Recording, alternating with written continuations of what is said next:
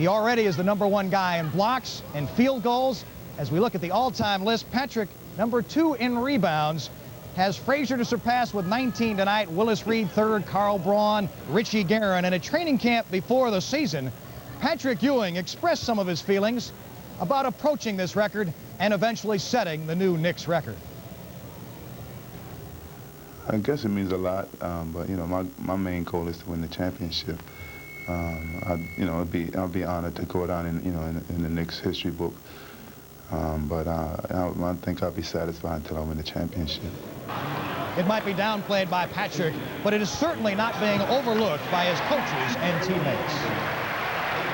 It's great. It's synonymous with a guy who has been super over a long period of time and has been a real force from an offensive standpoint. So I'd like to get it over with quick. I don't know if he can get 21 or whatever it is in the first quarter. He deserves it. He's been here working hard for 9 years and, been up and down and now winning, and he got a chance to get to make the big thing happen. I think they have on his team know what the big thing is among one another. We just got to keep playing ball and, come on and have a good game tonight.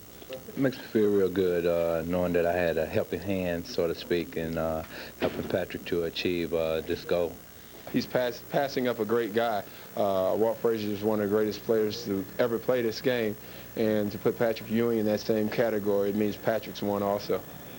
As Patrick approaches the milestone, he's been busy both on and off the court, working on a new video in cooperation with Fox Video. It is called Standing Tall. It's out in the video stores very soon, and it'll take us back to his high school days in Cambridge, Massachusetts. We're going to share a little bit of that video with you. Standing Tall right now. At age 14, the now 6'5" Patrick got his first taste of organized basketball with the Cambridge Ringe and Latin High School team. The one thing you knew is that once he stepped through the doors to practice, you were going to get 110% out of him every single day. I mean, he never, ever had a bad practice when it came to how hard he worked. By 10th grade, Patrick had grown to almost 7 feet tall. And armed with his hard-earned skills, he now became a dominant player. The numbers went up. 30 points, 40 points, 25, 30 rebounds. The numbers went up. Leading his team to a state championship as a sophomore, Patrick became a local celebrity.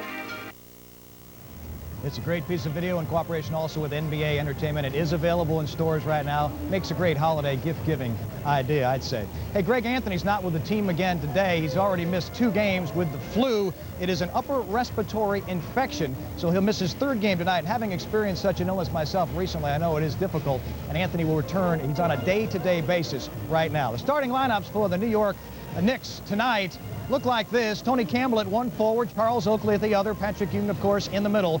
Doc Rivers and John Starks will go in the backcourt. Starks will probably move over and play the point guard. Hubert Davis coming off the bench to play the 2 guard. The Knicks are now 7-2 at home. They're wrapping up a 3-game homestand here. On Tuesday, a 93-84 win against the Denver Nuggets meant a Georgetown reunion. Ewing and Dikembe Mutombo. And Patrick Ewing had 20 points on 7 of 14 shooting. Mutombo got a nice pass right here. He had 10 points and 11 rebounds, but the Knicks were in control of this game most of the way. Off the bench, some great work from Anthony Mason. 4 of 6 shooting, quality time for him, and 9 points. It was close at halftime because Roger Pack made plays like that. In fact, it was just 3-point lead at 50-47. A picture-perfect play by Robert Pack got it that close. In the second half, though, Charles Oakley, great passing with Herb Williams right there. He had 5 assists, did the Oak man, 14 rebounds, 7 of them on the offensive board, including 3 right here. As the Knicks played dynamite defense throughout. What was left? The excitement about pizza. And after a couple of misses from Darnell Mees, the Knicks were able to hold on, hand out the pizza, and Pat Riley wanted to talk about defense afterwards. I thought we had one of our best defensive halves of the year. You know, we were very aggressive.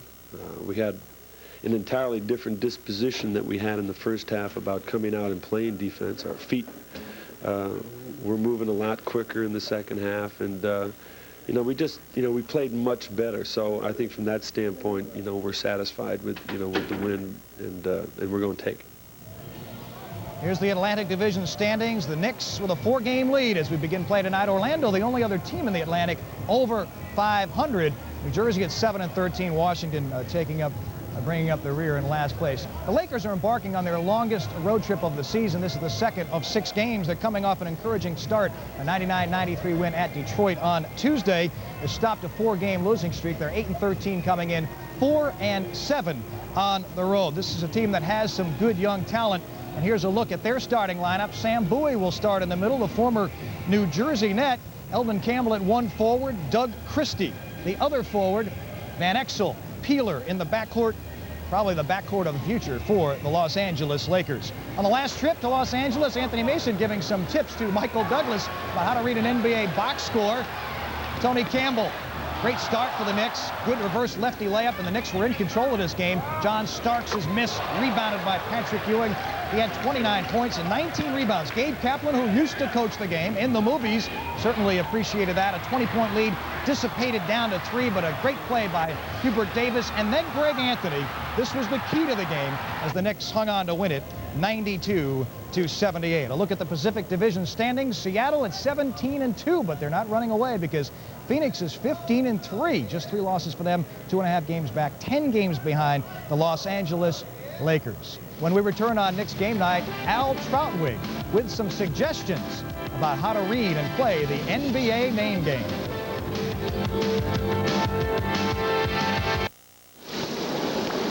Back on the floor for Knicks game night, Mike Crispino with you, and the season is 21 games old, so it's about time you started to find out exactly who plays on all these teams. The new people, the new faces, the new names. Al Troutwig has more. On Tuesday night at Madison Square Garden, the Denver Nuggets were in town, and that meant a visit by someone are easy with 3 entries. Rolando, their team dentist, and a man named Andres. That'll do it. Now back to our host, Mike Crispino. I did not know that that's the way it is phonetically spelled. Thanks, Al. That's the first time I didn't have to spell my name for someone to get it correctly. When we return on Knicks game night, the man who's about to have his name wiped away from the top of the Knicks all-time scoring list, Walt Frazier, joins us.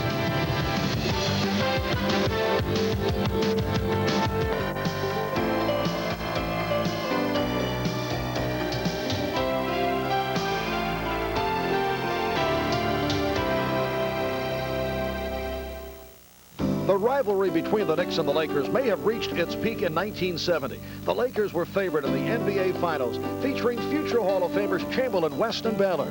But it was the team play of the Knicks which prevailed, winning the 7th and final game 113-99 for the Knicks, their first world title. 3 years later, Wilt Chamberlain was playing in his final NBA game and was looking to go out on top. But it was Knicks center Willis Reed who hit the clutch shots, and New York won its 2nd title in 4 years, this time 4 games to 1. 20 years earlier, the Lakers were still in Minneapolis when they battled the Knicks for the NBA championship. In the 5th game, it was Carl Braun with a jump shot early to give New York the first points of the game. In the final minutes, Ernie Vandeweghe's steal and layup brought the Knicks within 2 and the Garden crowd to a frenzy. But it was George Mikan whose hook shot off a jump ball sealed the game as the Lakers won their 2nd straight title over the Knicks. 7 years later, the Minneapolis Lakers moved west to Los Angeles, and it wasn't until the 1970s that the now bi-coastal rivalry would be renewed in earnest.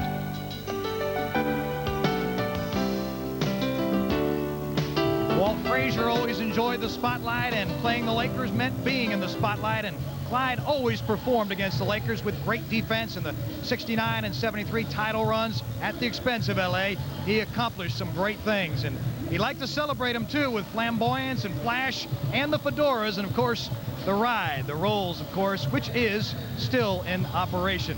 Here's a check of Clyde Frazier up against Patrick Ewing, all-time 759 games, 18 more points than Patrick Ewing. Patrick went over 40 26 times.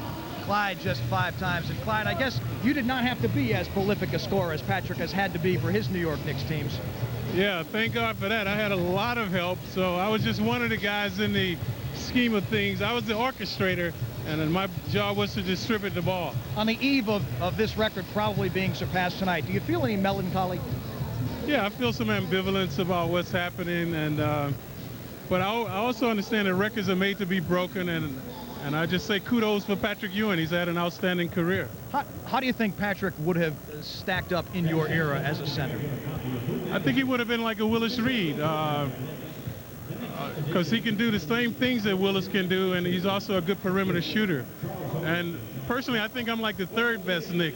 I would put those two guys first, because if I was a general manager and I was starting a team, I would be hard-pressed to decide if I want a Ewing or Reed, because they both can do the same things.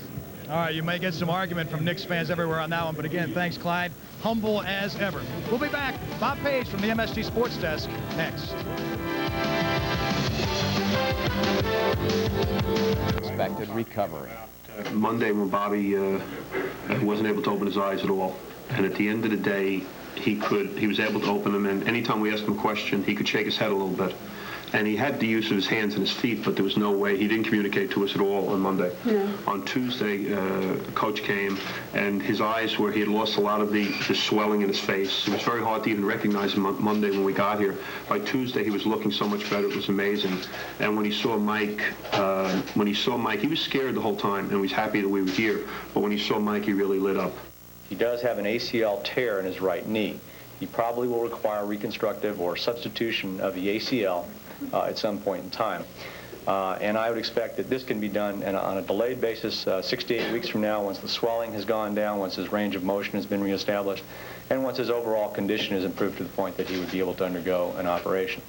That's not expected to cause him any problem in returning. I would expect him to be able to return to basketball within 9 to 10 months following that surgery. Hurley, of course, recovering from a near-fatal automobile accident. Without the Jersey City native, Sacramento lost to Milwaukee at home last night, 96-95, as another guard from New Jersey took over. Fans at Arco Arena saw a taped message from Bob Sr. thanking them for all their support. Unfortunately, they also saw Bridgewater, New Jersey native Eric Murdoch burn their Kings for a career-high 32 points. Murdoch's previous high had been 30 also against Sacramento. His 10 fourth-quarter points helped the Bucks overcome a 9-point deficit in the final quarter. Kings still could have pulled it out in the final seconds. Wayman Tisdale missed that 7-footer. Kings went down to defeat in their first game without Hurley Brooklyn native Mike Dunleavy, and the Bucks improved to 5-16. The Kings are 5-15. At the Meadowlands Arena tonight, the Nets host the Charlotte Hornets. Ramil Robinson back in town after the Nets traded him to Charlotte for ex-Knick Johnny Newman last week. And as usual, all is not well in Nets land. Chuck Daly and Willis Reed have been bickering at each other in the papers over the play of Benoit Benjamin. Willis says he is disappointed that Daly is not giving Benjamin more minutes. Quote, "We're paying him $3.2 million, says Willis. You've got to play him. We had a meeting and Chuck agreed to trade for him. Chuck doesn't want to admit that he and his coaching staff were the ones who actually made the decision," end quote. Daly, trying, of course, to downplay the rift, told us this evening that Benoit Benjamin is in the starting lineup and that he is going to play him. Down in Camden, New Jersey today, the principals involved in the proposed new arena there held a news conference. The city and the state have apparently enticed the 76ers to leave the Philadelphia Spectrum and play in the facility that they plan to build for them. I am ready to sign. I'm here to do it. I'm happy about it. It looks great. This is all very much primarily driven by our desire to have good economic development in the city of Camden, in the county of Camden, in southern New Jersey, and all of New Jersey. And now stay tuned as the Knicks host the Los Angeles Lakers next, right here on Madison Square Garden. In his 10 years with the New York Knicks, Walt Clyde Frazier earned the reputation as one of the game's best defenders. Yet he garnered the title of Knicks all-time leading scorer as well, totaling 14,617 points. In addition, Clyde personified cool and was the ultimate New York sports hero. Patrick Ewing entered the league with defense as his forte. Yet from the moment he recorded his first basket as a New York Knick, it was evident that he would also become a big-time scoring threat. With each season, his offensive repertoire has grown. Tuesday night against the Denver Nuggets, he inched to within 18 points of Frazier's scoring mark. Tonight, Patrick Ewing will be looking to earn himself a place in Knicks history.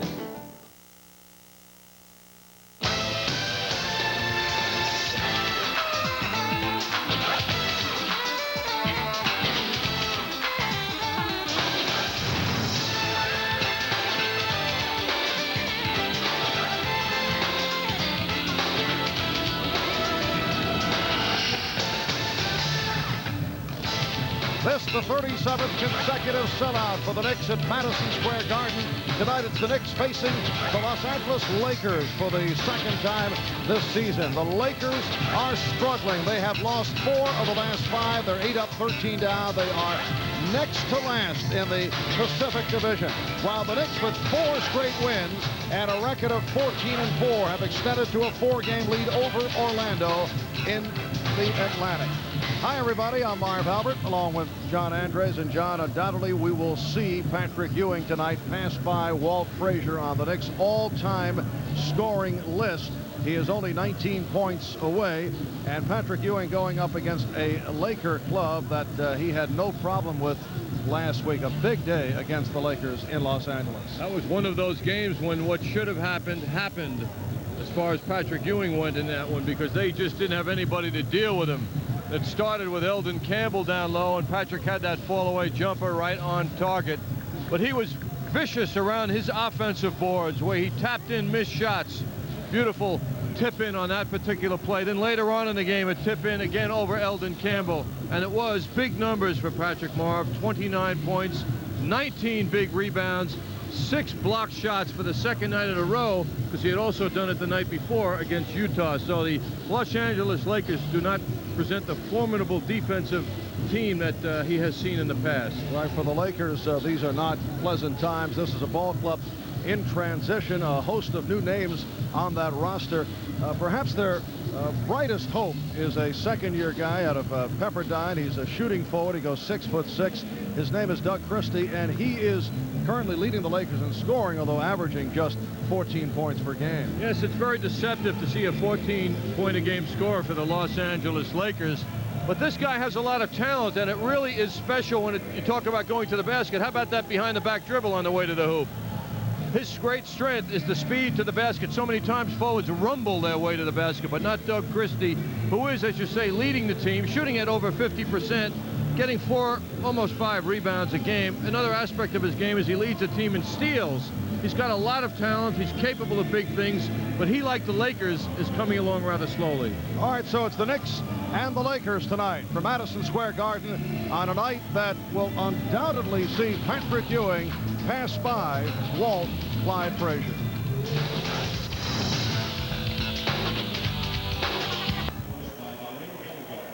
Welcome back to Madison Square Garden, and we're set for the singing of our national anthem.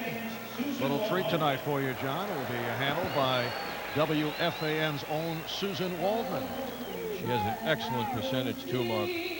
By the dawn's early light, what so proudly we hailed at the twilight's last gleaming, whose broad stripes and bright stars through the perilous fight o'er the ramparts we watched were so gallantly streaming, and the rocket's red glare, the bombs bursting in air, gave proof through the night that our flag was still there. Oh, say does that star-spangled banner yet wave o'er the land of the free and the home of the brave? Susan Waldman. Nice job, as always, by Susan, showing that showbiz flair that comes out every once in a while. Marv, I think Susan is most proud of the Knicks record when she sings the anthem. It's something like 20-1 or something. So yeah, well, that would be if you're singing them at home with a successful team. I would think that would follow. I wonder if she chooses the Knicks opponents on the nights that she sings. All right, we're set for the introduction of the Hertz starting lineups. At guard at 6'1" from Cincinnati, number 9, Nick Van Exel. At forward at 6'6" from Pepperdine, number 8, Doug Christie. At forward at 6'11" from Clemson, number 41, Eldon Campbell. And at center at 7-1 from Kentucky, number 31, Sam Bowie. The trainer is Gary Vini. Assistant coaches Bill Burka, Chet Kammer, and Larry Drew. And the head coach, Randy Fund.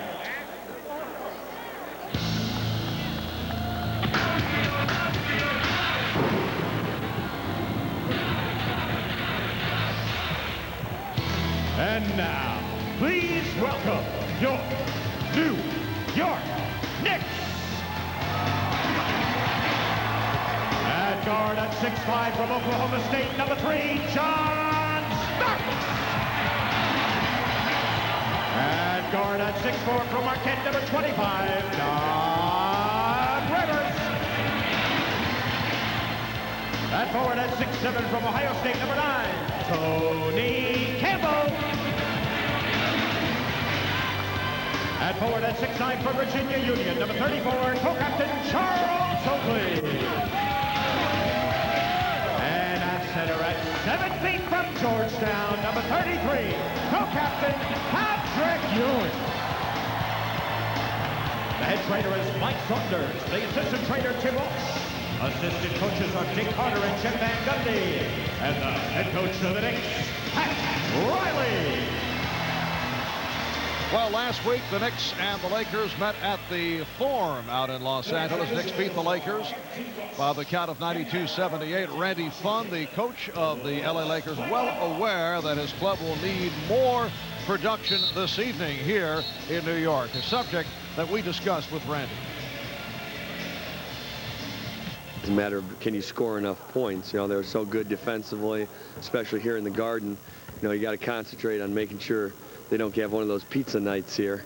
They haven't fooled me by eliminating that. They're still going to be out there to hold you to 70 points and embarrass you from an offensive standpoint. So you really have to concentrate, make sure you do the things offensively to stay in the game. Well, Randy, very marketing conscious, obviously, John. You know, the Denver Nuggets the other night were not aware of the pizza promotion. We discussed it on the air, and I said, I bet these guys don't even know what's going on. And I checked in the locker room, and they had no clue. But they're sorry they didn't buy tickets, not only for that, but also for what happened in the game. Someone mentioned to me that you actually try to redeem your press credential for the free pizza. Is that accurate? Marv, well, let's put it this way. I tried to get in on the act. Well, the officials tonight, Ken Maurer, Ed T. Rush, and Tom Washington, as Anthony Peeler gets it going for the Lakers. A 2-0 lead. A little quirk in the schedule with the Knicks and the Lakers meeting within a span of 10 days. Knicks have won the last 3 games against the Lakers. Starks, rebound Ewing. Well, he will not get anything easier than that. Laying in the rebound to tie the game at 2. Well, that's where Patrick left off in the Forum last week. He ruled the boards. Sam Bowie in the starting lineup once again, rejected by Ewing. Bowie thought he was fouled. Starks fires it high and wide. Now, the bad part about that pass by John Starks is that Oakley was running away from the basket under the hoop on the baseline. If he gets the ball, what's he going to do with it? This is a Laker club that features 6 new players. They have, without Bowie on the floor, the youngest overall starting lineup in the NBA at 23.5 years of age. That's a forced shot by Van Exel. That's a shot that says to his other teammates, I don't like playing with this guy. Yes. Bowie with the rebound. Nick Van Exel, the rookie from the University of Cincinnati, popping that shot a moment ago. Eldon Campbell isolated against Charles Oakley, and Campbell got bottled up. Last touch by the Knicks. Following tonight, the Knicks will head to Chicago. They face the surprising Chicago Bulls tomorrow night at Chicago Stadium. First of 4 this season against the Bulls. Bulls have won 3 straight, 7 of their last 8. They are 11 up, 8 down. Bowie with the bounce pass that does not work. Too much on it, and it will be Nick Ball. Yes, they are exciting people in Chicago, despite the fact that Michael is not there, and got to give them a lot of credit for what they've accomplished thus far. Oakley being played by Bowie. Ewing guarded by Campbell, goes right at him, and he's fouled. Eldon Campbell called for the personal, and Patrick Ewing will go to the line. Well, it will be interesting to see if the Lakers double and triple team Patrick Ewing. So far, we don't see that becoming a factor. But if they don't, Patrick will get those 19 points and become the all-time Knicks scorer, perhaps in the first half.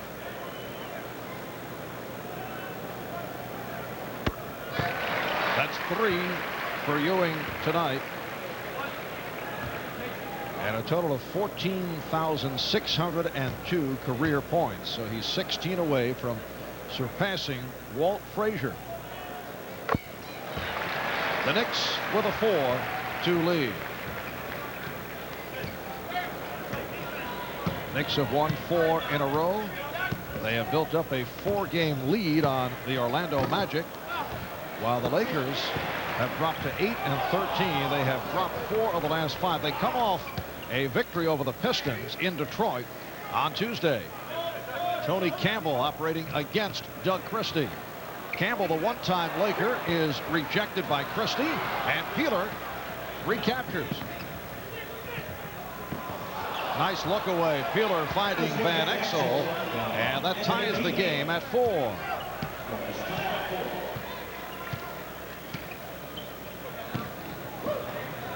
Campbell posting up.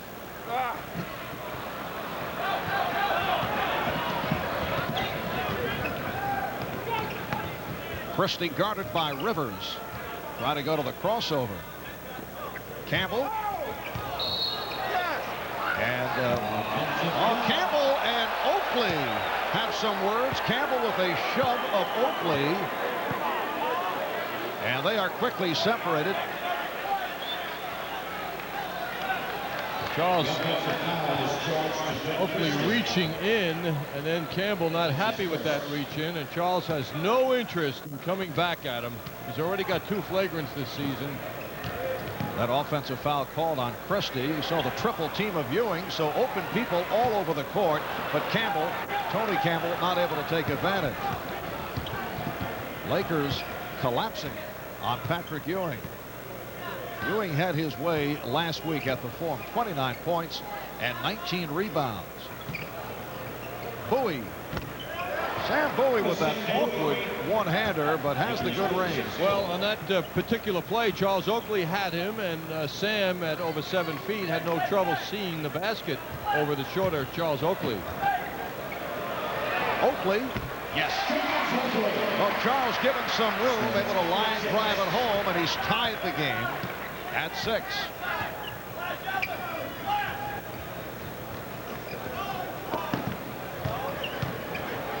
Eldon Campbell. Eldon using the height advantage, goes about 6'11", 250 pounds. Lakers 8, Knicks 6. Oh, nice play. Peeler with the steal, and Peeler with the slam. Lakers with a 10-6 lead. Anthony Peeler's looking rather sharp, starting things with the jump shot. Some nice passing by him early. And, of course, that nice defensive anticipation and finish by Anthony Peeler. Crowd very quiet here at the start. Rivers cuts it to a 2-point Laker lead.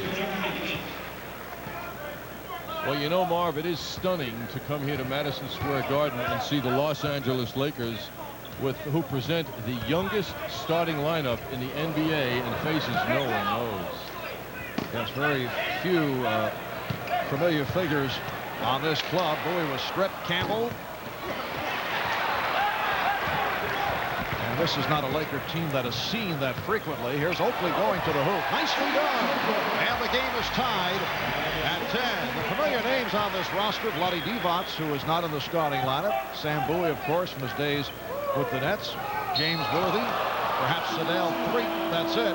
Now, Doc Rivers got creamed on that play by Peeler. His reputation as being a flopper worked against him because he looked like he got hurt, and he stayed down.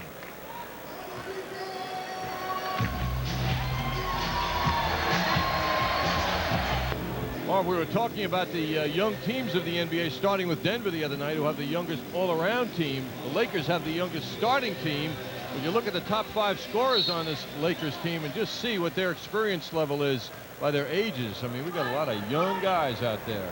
And the Lakers and the Knicks remain the same following the timeout. 6.5 to go in this first quarter. Eldon Campbell going effectively off glass. The Lakers 12, the Knicks 10. Ewing now guarded by Campbell with help, and Exel comes over. They go back to Ewing, and he's rejected by Campbell.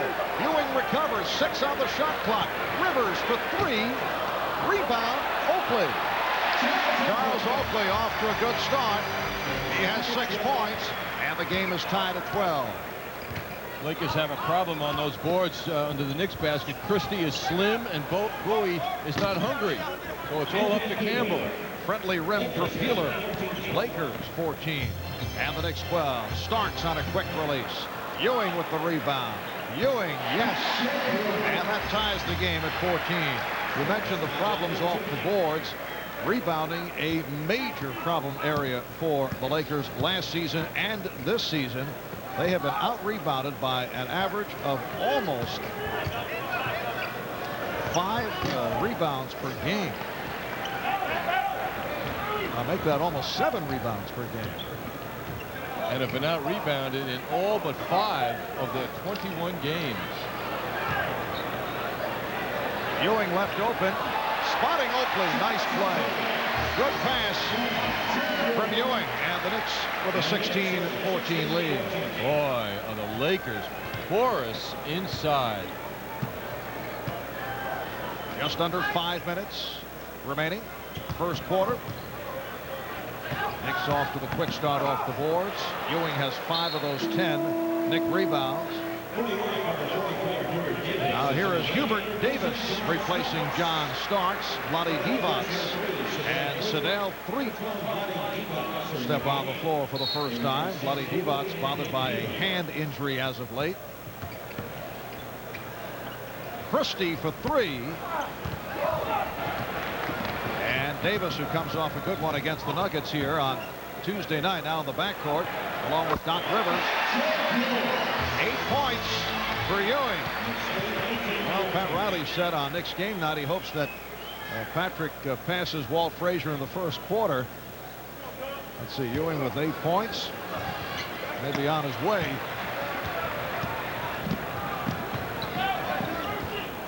Oakley again given the room. Knicks getting open shots consistently. They are in the midst of a 10-2 run and now lead by 6. The Lakers will talk it over.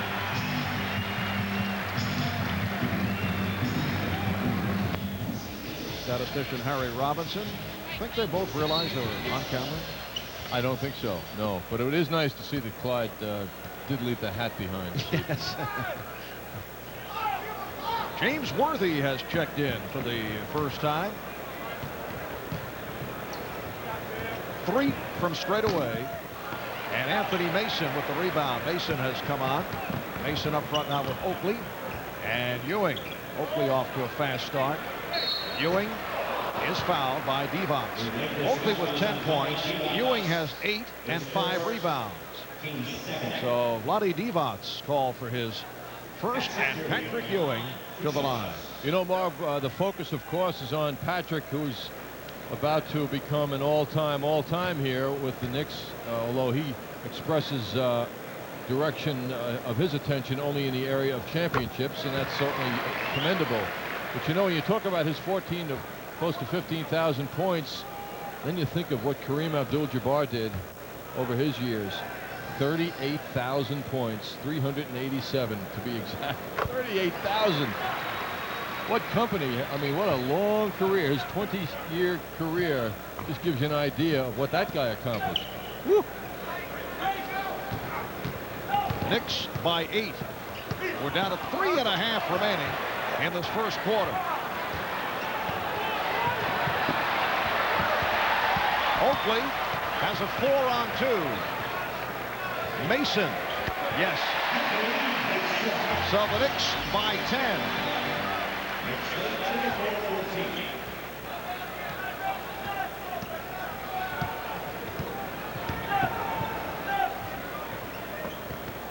3. Sedell 3 cuts it to an 8-point Nick lead. These days, Sedell 3 coming off the bench with Randy Funk starting the backcourt of Peeler and Van Exel.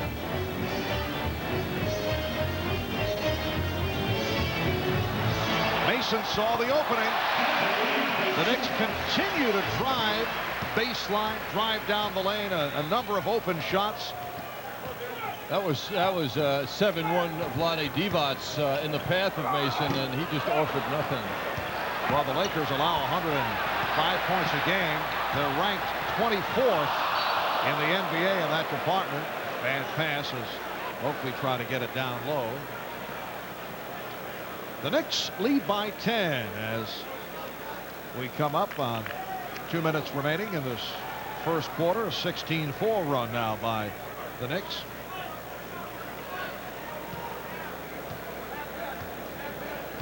For the Lakers, this is game 2 of their longest road trip of the season. A 6-game trip. Worthy gets inside. It will count. A goaltend called on Ewing. I don't think since the days of Julius Erving there's anybody who extends to the basket in a layup situation prettier than James Worthy, even now.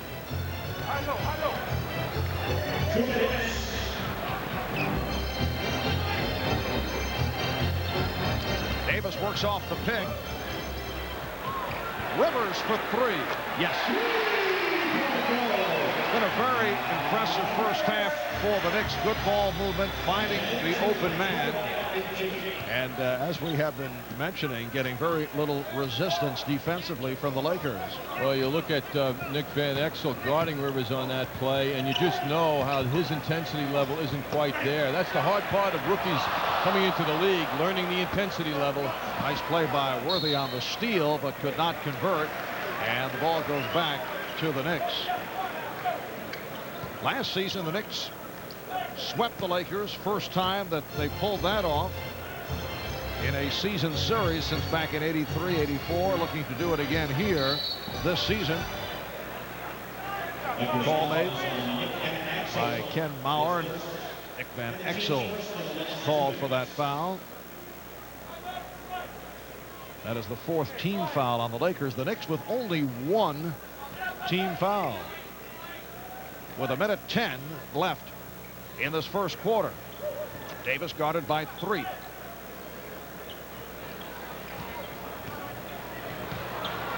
Ewing tied up. Divac with the steal. Worthy putting moves on Mason. And Worthy feeling that he was fouled, indicating the hack sign, but did not get the call. James Worthy, 32 years old in his 12th season out of North Carolina, these days coming off the bench. James has 2 more years, though, of 2 wonderful contracts awaiting him. So he'll be around. And 3 called on that foul, so the Lakers are now over the limit. As a look at James Worthy, the man who's the link to glory. #1 draft pick in '82, 18 a game plus 3 championship rings. And we discussed this during the telecast last week out in Los Angeles. I would think he still has value to a team that would be looking to add a quality veteran, a contending club for a drive through the playoffs. But that contract that you mentioned makes it, I think it's almost impossible for the Lakers to deal him. They'd have to give the team a good portion of that money, pay off part of the contract. Yeah, somewhere around $12 million for next year and the year after, a combined total of 12 for 2 years. Worthy. So the Knicks now lead 30 to 20 with 25 seconds remaining in this first quarter. That was if Mr. Bess's numbers are correct, who passed those numbers along to us last week. Are you, yes, you are quoting George Vesey or Pete? Oh, Peter, I see, of the New York Post. The round ball one. Yes. Mason with a high arcing jump shot. Final seconds of the quarter. Ewing breaks it up. Nice play. Rivers has to hurry. Rivers for Mason. So after one, it's the Knicks 32, the Lakers 20.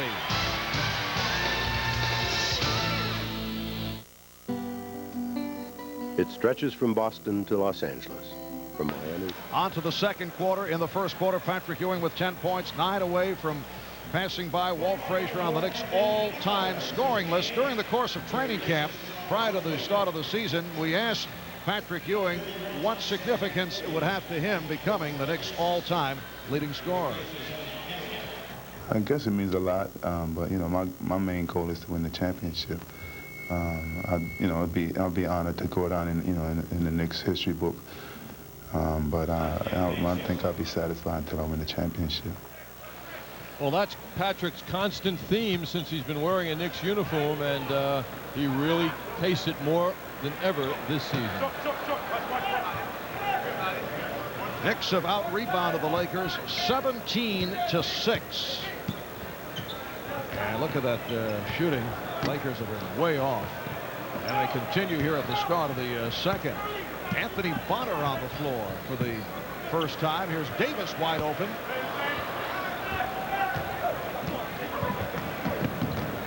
Now Peeler handling against Davis. Second quarter just underway. Knicks with a 22-8 run to end the first quarter off the steal. Bonner sets up Starks. Starks with the off-balance move. Could not hit. Here's Worthy on a pull-up. Mason with Ewing and Bonner up front. Starks and Davis in the backcourt. Starks for three.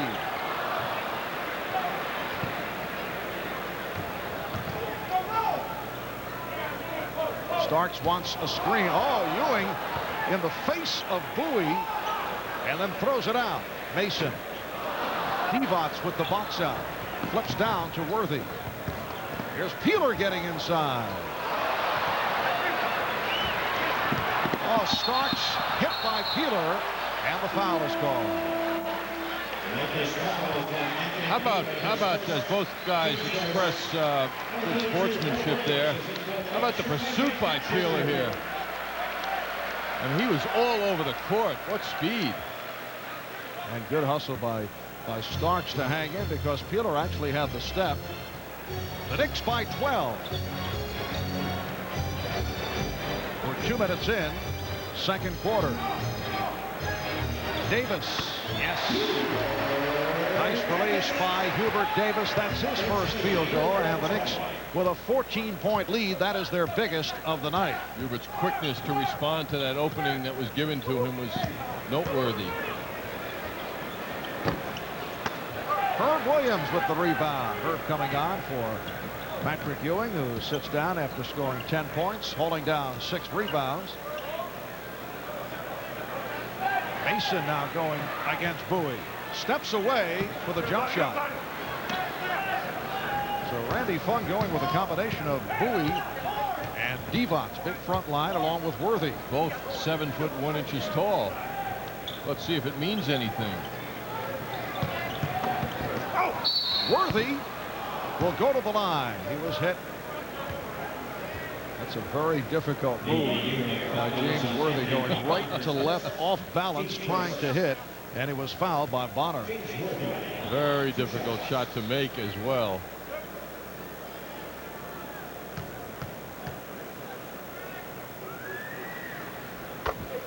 So the Knicks now lead 34-21. James Worthy, as you can see, averaging a shade over 10 a game, playing 20 minutes a game for the Lakers so far this season. James removed from the starting lineup last year for the first time in his career. That left knee did not respond to surgery, and all this season he has been coming off the bench. Starks off the mark.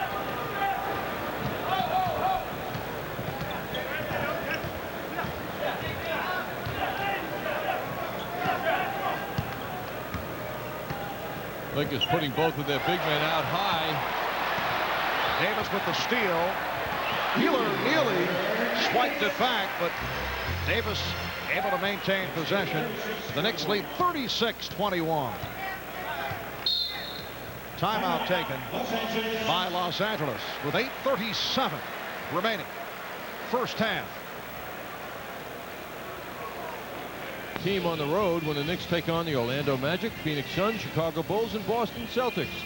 The Knicks road trip packages include round-trip airfare, deluxe hotel accommodations, game tickets, a party hosted by Knicks VIPs, and more. To receive your free brochure, call 212-268-8844.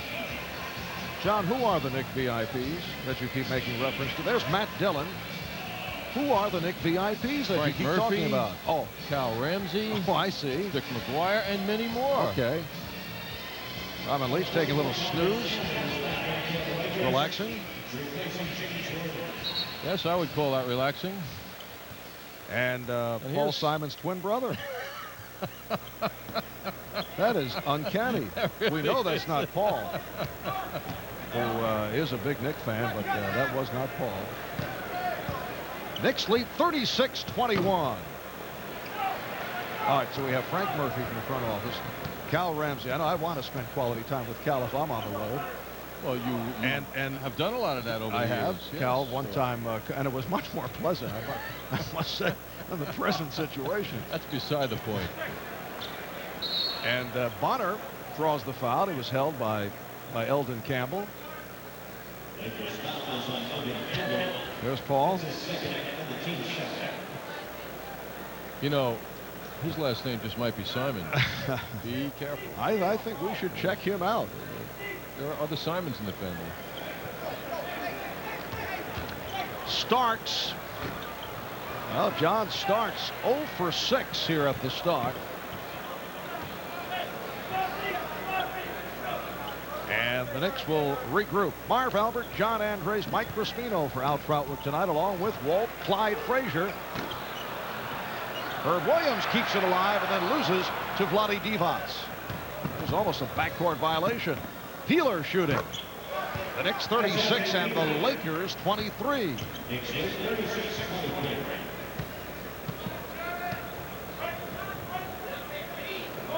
John, this is one of those games where, you know, we're looking at Laker uniforms. As Jack Ken Cook, who used to own the Lakers, would say, as Davis hits the three, the forum blue, which is actually purple, of the Los Angeles Lakers. But without the guys like Magic Johnson and, of course, the James Worthy of old and Kareem Abdul-Jabbar, the top Laker team, this crowd is silent watching the Knicks unravel the Lakers. And the tip is good. Anthony Bonner extends to an 18-point Knick lead. The Knicks are just methodically taking the Lakers apart. Once again, Randy Funn, who may use all his timeouts in this first half, calls for another. This a 20-second timeout. Well, we're looking at a very passive couple of big guys, too. Vlade Divac looks like he's either elsewhere mentally or just doesn't want to be here. Well, that's been the storyline on his career, and had his greatest success when he was being pushed by Magic Johnson. Vlade has had his ups and downs. He's also been hit by injury, back problems, hand injury, inconsistent last year. He has stretches where he runs the floor so well for a big man and is able to hit from outside. Has other stretches where he does not deserve to be on the floor, and we've seen that from time to time. Well, if you're his coach, you may be thinking this may be one of these stretches unless things change here. The Knicks 41 and the Lakers 23. 6.5 remaining in the first half. Christie guarded by Davis. Eldon Campbell gets inside. The basket counts, and the foul charge to Anthony Bonner. Just to pick on Divac a little bit more. Yes. He's being guarded by Anthony Mason. We all know how tough Anthony Mason is defensively, but he's 6'7". Divac is 7'1". Now, I think he'd at least set up and scream for the ball, knowing he can shoot over Mason. And Divac is a very fluid, athletic guy. He can move, and he's had some very bright moments in his career. He's the type of player that needs someone who he respects constantly urging him on. Beautiful move by Starks. And it was Magic Johnson who would scream at him. He'd be in his face, and that's when Vlade was at his very best. So you don't think Anthony Peeler's the man to do that? No. I think Anthony is at a stage where he's just trying to find himself. And the same with Nick Van Exel. A blocking foul on Davis. Patrick Ewing returning, replacing Herb Williams. And the update on Ewing, who came into tonight's game 19 points away from surpassing Walt. Clyde Frazier is the Knicks' all-time leading scorer. Ewing has 10 points, so he is now 9 away.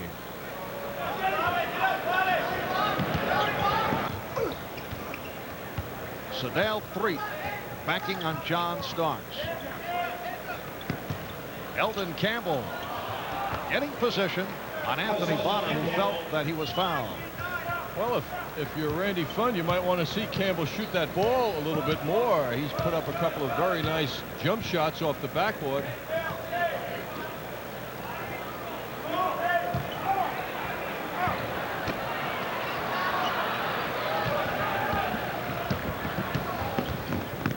Now Threet stopped by Starks. Here's Divac.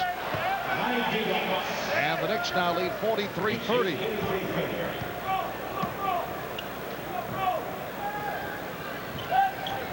Hubert Davis figures to get much playing time tonight. Well, with the absence again of Greg Anthony sitting out because of the flu. Rushed shot by Ewing, who was upset with himself. We're under 5 minutes remaining, first half, and a foul call. Starks looking for the steal and trying to help out.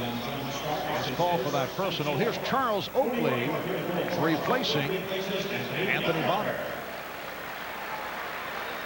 It is a non-shooting foul, and Christie will throw in. Divac, Campbell, and Bowie up front. Christie and Threet in the backcourt. They isolate Threet against Starks. Starks doing a nice job not giving Threet any room to go up for that jump shot. They doubled up on Christie. Neely came up with a steal. Christie is turned back. He's fouled by Ewing. And Ewing complaining that he got the elbow in the neck. Christie will turn at Ewing, turn and put his body into him at the end of the move here. Question is, was that a field goal attempt? It will be judged that, but as Ewing comes up and presents himself, Christie decides to just settle for the contact and not even an attempt at the basket. So Doug Christie to the line. Not a good free throw shooter at 68%. Now Nick Van Exel is back for Sedale Threet. Leaves with a field goal for 2. Doug Christie was a first-round draft pick of Seattle, his hometown team. Never came to terms, dealt to the Lakers along with Benoit Benjamin in exchange for Sam Perkins. That's Christie out of Pepperdine. Dennis Johnson School. That's right, John. Well, the Lakers cutting into that Knick lead. It was once 18. Now 11. Rivers called for the timeout. He lost his balance. And the timeout is taken by the Knicks with 3:59 remaining, first half. Ow! A different look Chicago Bulls squad without Michael Jordan, but they have been playing well. That'll be in Chicago. Next game night, 7:30 from Chicago. And there he is again. We said that looks like Paul Simon's twin brother. Well, it's his younger brother. We checked it out. It is Ed Simon, who owns a radio station, John, in the Hamptons. And when we checked with him, he said we should have recognized him because he played professional hockey as a youngster. Well, we did recognize him. Yes, professional sort of. hockey. That's Paul's sense of humor. Passed on down. So it is the younger brother of Paul.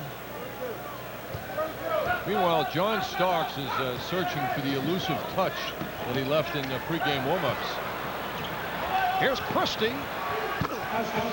And the Knicks now with a 43-34 lead. This game has been so stimulating. We're checking out lookalikes in the crowd. This is very sad that the electronic wizard, Howie Singer, and Bobby Joe Lewis and his sidekick just scanning the crowd as Rivers is able to connect.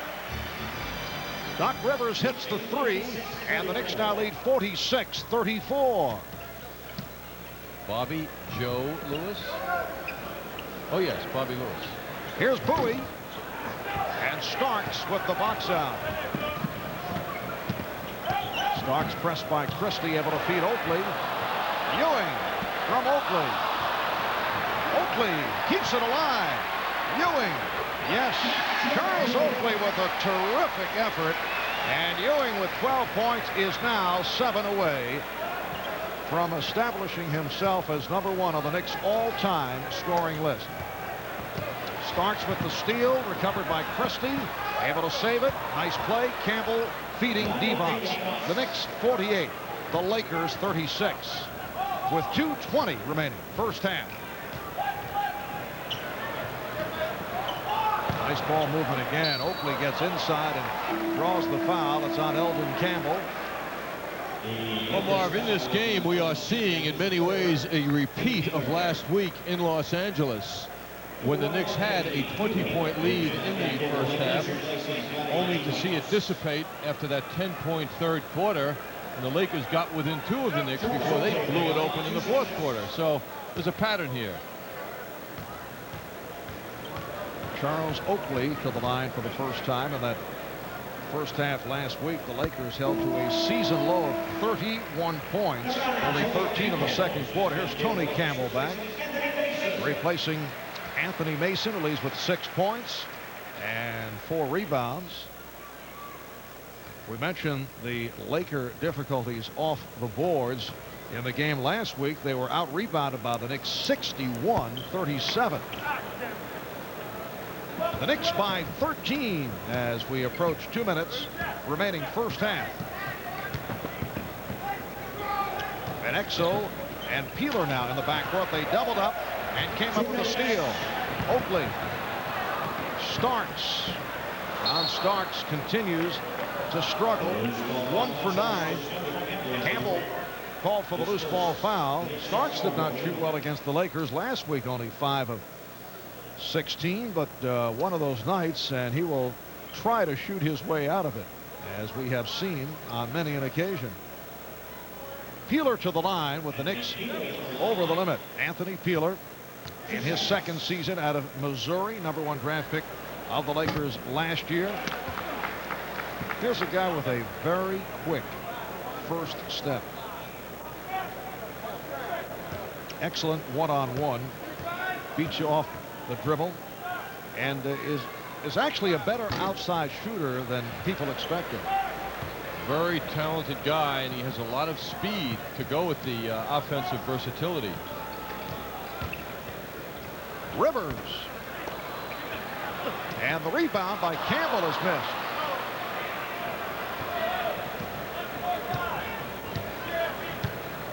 Van Exel played by Rivers.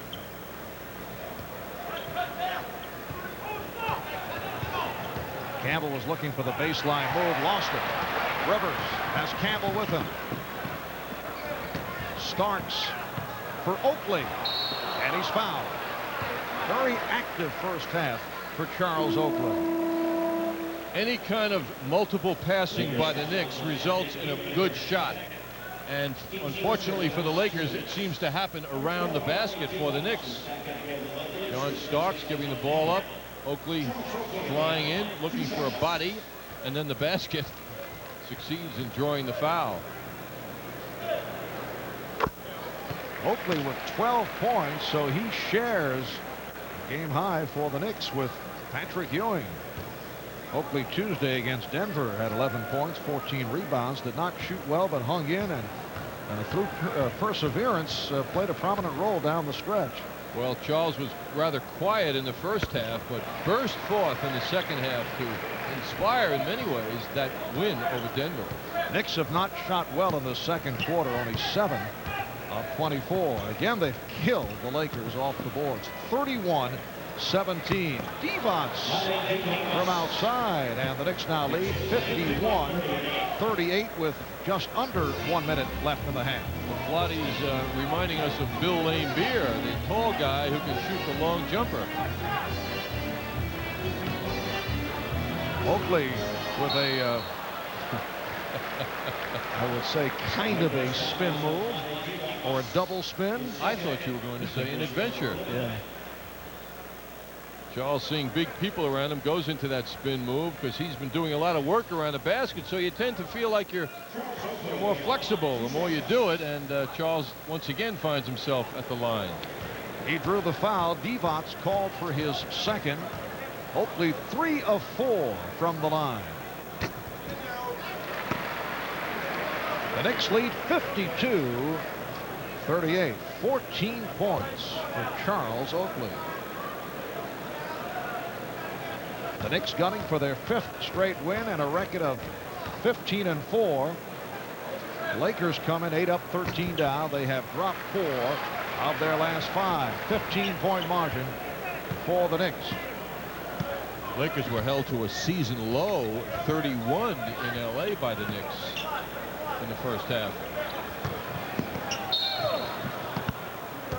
And the foul called on the Knicks. Doug Christie will go to the line. Tony Campbell called for his second. Last year, the Lakers tried to make Doug Christie a point guard. It did not work out. Teams would trap him, he'd struggle. And for the most part, we are seeing Christie at either the small forward position or at big guard. And he's also a man, Marv, who thinks basket. He's a scorer. That's his mentality. And to be a point guard, you've got to think otherwise. You've got to think in terms of how do I make those other 4 guys come together? How do I get the best out of them instead of the best out of me? 20 seconds left in the half. Ewing with the drop step move. 14 for Ewing. So he is 5 away from Walt Frazier. We're down to 10 seconds in the half. Knicks by 15. Lakers holding for a final shot. And a holding foul call. Rivers assessed his second. Both clubs over the limit. Sam Bowie to the line with 3 7/10 seconds to go in this first half. Bowie, 86% free throw shooter. Sam has taken over the starting role over the last 4 games for the Lakers and has averaged 16 points a game to go along with 8 rebounds. He's done a nice job. The Knicks take a timeout. Pat Riley will look to set up a last-second shot. When we come back, Bowie will shoot his second. Well, tonight it'll be Knicks Rewind. You can catch the replay of tonight's game right here on the MSG network. That'll be tonight at midnight. John, I note they have been editing out some of your comments to save time. And if I were you, I would be very, very upset because it changes the tone of what you're trying to say. Well, Marv, I'm going to follow that advice and dig in tonight. I'd get my lawyer. Check it out. Yes, I'm going to do that. And here's Bowie. 3 7/10 seconds to go. The Knicks by 13. Oakley pegs it down to Ewing. That's the set play, and it works. And the Lakers throw it out of bounds without anyone touching it. The time remains at 1 4/10 seconds to go in this first half. And it will be Nick Ball underneath their own basket. Rivers. He's almost a 5-point play within 3 7/10 seconds. What a well-executed play by Pat Riley and the Knicks. Patrick Ewing 5 points away from passing Walt Frazier as the Knicks all-time leading scorer. Now here's how it all developed following the free throw by Bowie. Oakley on the inbounds. Ewing to the cutting Tony Campbell. Perfectly done.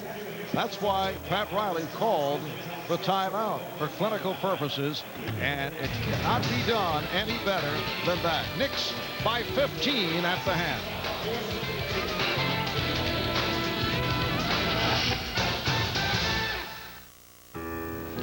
Hey, she's not the first girl to break up with me. No.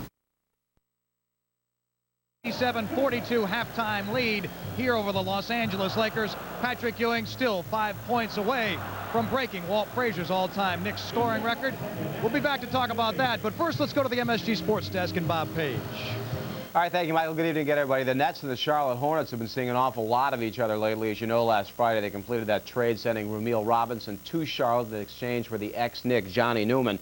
Then on Saturday, Charlotte defeated New Jersey and North Carolina, and they're playing again tonight at the Meadowlands Arena. Charlotte leads at halftime by the score of 54-51. Chuck Daly and Willis Reed are bickering at each other in the papers over who was responsible for bringing Benoit Benjamin here and why he isn't playing more. At least Benjamin grabs a rebound there. The Rigo Park's Kenny Anderson, who dishes to ex-Syracuse star Derek Coleman for the jam. Nets led 25-18 after the first quarter. Here in the second, newly acquired Newman nails a three-pointer. New Jersey goes ahead 38-32.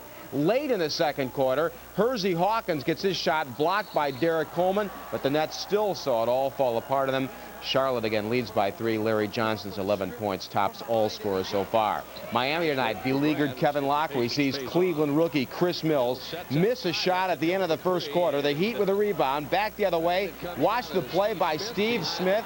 Goes up, lays it in for 2. Miami still trailed 27-25 at the end of 1. Mike Fratello saw his Cavs go ahead further in the second quarter. Off Matt Geiger's miss. Cleveland now running. Mark Price did start tonight, but that's Terrell Brandon dishing to Tyrone Hill for the jam. 40-31. The Cavs, as you see, lead by 4 at halftime, with Brad Daugherty's 17 points leading the scoring parade there. At Sacramento today, doctors said Bobby Hurley continues to make what they term dramatic progress as he recovers from the automobile accident which nearly took his life on Sunday. Hurley will be moved to a regular hospital room in the next day or so. Doctors will operate on his injured knee in about a month or two, and he should be able to make a return to basketball in just about a year. His parents discussed the prognosis at a news conference in Sacramento late this afternoon. You know, he's going to return to normal health, and then as we deal with that, then, you know, things that I know will drive him will be to be playing basketball a week earlier than the earliest projection anyone would have ever had in this situation. He's like a goal obstacle person. At the earliest that he can be back, he will be back. Meanwhile, Brooklyn's Chris Millen activated today by Golden State. He'll see his first action of the year tomorrow night, ironically, against the Sacramento Kings. I'll be back right after this. Sports Desk is brought to you by Head & Shoulders and Head & Shoulders 2-in-1. Because great hair can't have flakes. The Yankees suddenly admitted today that they have spent the last 2 days negotiating with Ricky Henderson's agent, but late today the Yanks said Henderson had turned down their free agent offer, so they will now look elsewhere for help. And the Giants say Jumbo Elliott has definitely been ruled out of this coming Monday night's game in New Orleans due to his continuing back problems. More tonight and every night from the Sports Desk at 11 o'clock. Back to courtside in a moment. Back at halftime, where the Knicks have taken advantage of some lackadaisical Los Angeles Laker defense to open a 15-point halftime lead. And the leading scorer summary brought to you by the Tri-State Jeep and Eagle dealers. There's only one Jeep, and it's only at your Tri-State Jeep and Eagle dealers. Oakley led the way with 15 points, 5 of 6 from the field. Patrick Ewing with 14 of the 19 he needs to exceed Walt Frazier as the Knicks' all-time leading scorer. Doc Rivers chipped in with a couple of three-point shots for 9. Eldon Campbell led the way for the Lakers with 9. Anthony Peeler with 8. Doug Christie with 6. And Divac with 6 points. And Walt Frazier, of course, joins us at halftime. And I'll tell you what, are the Lakers in the house tonight or what? Defensively, practically no effort at all. Yeah, and offensively, no cohesion. On the defense, no adhesion. Not hustling back in transition, so the Knicks have had their way. Well, let's take a look at the highlights now at halftime. They are brought to you, of course, by Minolta, the makers of the new Maxim 700 SI, only from the mind of Minolta. And we begin, rightly so, with Charles Oakley, who's doing it with some offense tonight. Oakley, a man renowned for his perspiration, now providing inspiration for the Knicks on the offensive end. He was 5-5. Watch the good pass by Ewing.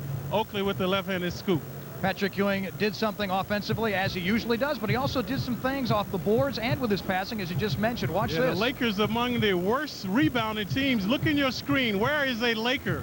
This is the offensive glass. No one around but Ewing. Knicks' advantage was 31-17 off the boards in the first half. Now some offense from the Lakers. It came sporadically. Here's Eldon Campbell. Yeah, Campbell, 6'11", 250.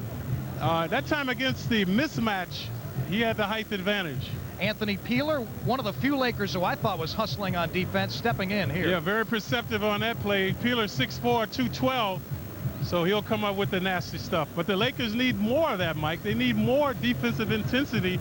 One while in the game, they did go into the pressing trap, force some turnovers, but they need to do that more often. I want to ask you this again. We talked about it in the pregame show, but moments away, Patrick Ewing will finally break your record. Does this mean you'll disappear from the minds of Knicks fans, do you think? Well, I hope not. No, I think they might love me more and appreciate the type of player that I was. Yeah, I don't think anybody will forget you. I'm only kidding, only kidding. But Ewing breaking your record, how does that make you feel emotionally as it's about to happen? Well, I feel a lot of excitement inside. You know, outwardly, I'm always the quintessence of cool. But inside right now, I have butterflies, and I'm pretty excited.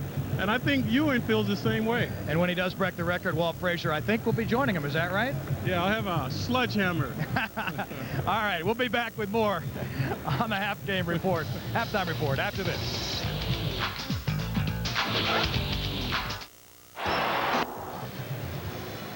At halftime, the Knicks lead by 15. Not a good omen for the Los Angeles Lakers. The Knicks shooting 45%. John Starks just 1 of 9, and they still lead by 15. Now let's go to Marv Albert and John Andres. Thank you, Mike. Look at the close-up stats in this first half. You mentioned the field goal percentages. The Lakers at 17 of 39 for their 44%, and the Knicks 22 of 49. You see Starks, as Mike mentioned, 1 of 9 from the field. Off the boards, Knicks doing what they did last week in LA. Same story, 31-17-11 offensive. Lakers with only 2 on the offensive glass. And second chance points, the Knicks with 8, Lakers blank. Well, the Knicks only shooting 45% themselves, but last week they won by shooting 40%. There's the dominating area for the Knicks in the middle, with them the Knicks scoring 24 points. Our Toyota matchup time. Walt Frazier closely ahead of Patrick Ewing by 4 points, and the closing moments of Walt Frazier being the all-time Knicks scorer are in front of us. All right, Oakley, as this third quarter gets underway, and Van Exel starts back. Christie, Oakley got a piece of it. And Rivers went flying. Loose ball foul on Bowie. The Knicks with a 57-42 lead. They led by as many as 18 in the first half. The high point meant Charles Oakley with 15. Patrick Ewing with 14 points. Lakers do not have anyone in double figures. Eldon Campbell, high point man, with 9. Ewing fouled by Eldon Campbell. So Ewing to the line, where he is 4 for 4, and Eldon Campbell has just collected his 4th personal foul. It seems to be very difficult for the Lakers to double team Ewing, as the Knicks are spreading out the offense well, moving the ball quickly, and in one-on-one matchups, Ewing seems to be getting it his way every time. The Knicks lead by 16.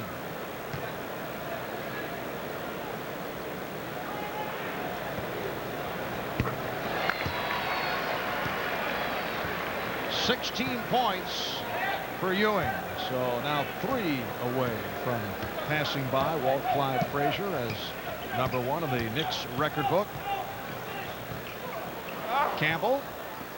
Eldon Campbell has 11. The Knicks lead 59-44 with 1 minute gone by in this third quarter.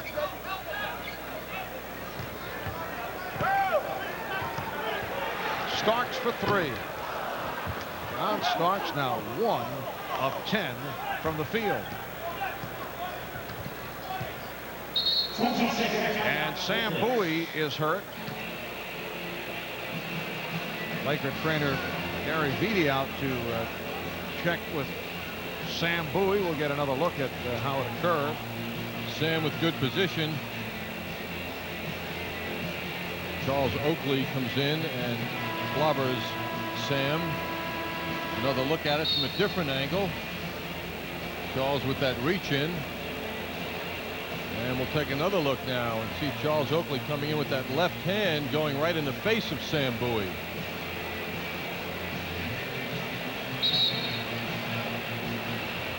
Well, Sam says he's all right, and we'll hang in. Sam Bowie over the years has been hard hit by injuries. Missed 2 years in college with a broken leg. And during the course of his career, in particular while with the Portland Trailblazers, sat out much time because of a series of injuries. Well, Van Exel was also looking for the foul as he hit that jump shot. May have had a point as he took a shot on the arm. Rivers kept alive by Ewing, who punches it home. And Patrick Ewing has now tied Walt Frazier as the #1 scorer in Knick history. The Knicks with a 61-46 lead, and a foul is called on Tony Campbell. Marv, it was noted that John Starks was quoted as saying, "I want to be the one who has the assist when Patrick Ewing breaks Walt Frazier's record." So let's see who is the fortunate man to enjoy that. 2 minutes gone by in the third.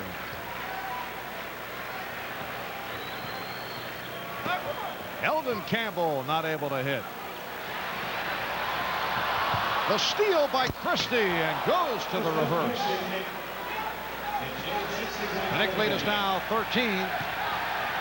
Campbell for Ewing. Crowd knew it was coming, and it does. Patrick Ewing is now the Knicks' all-time leading scorer and receives a standing ovation. Well, Clyde Frazier making his way down. Rivers for Oakley. And the Knicks now lead 65-48. And there will be a presentation.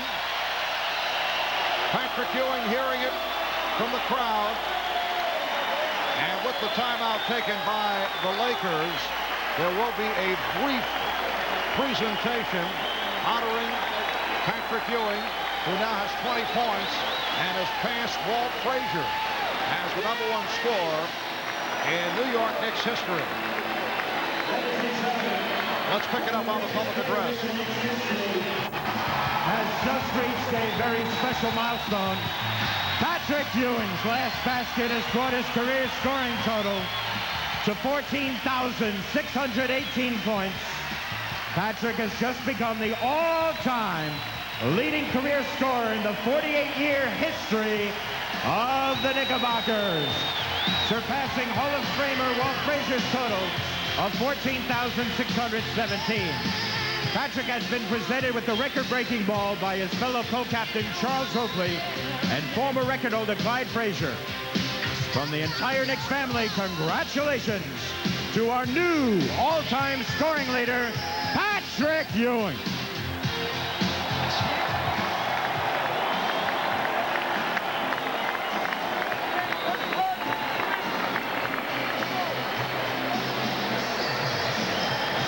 Well, Randy Fun very conveniently calling the timeout to allow the ceremony to take place as Patrick Ewing with 14,619 points, a total that he will be adding to over the years. I don't think we can say that about Clyde. That will remain on hold, 14,617. Well, and Clyde is wearing what Patrick Ewing has great envy for. Not only one, but 2 championship rings. And Patrick keeps repeating that refrain when asked about this accomplishment that he now enjoys. I want a championship. And I would suspect, Marv, should Patrick get one, he'll say, I won another championship.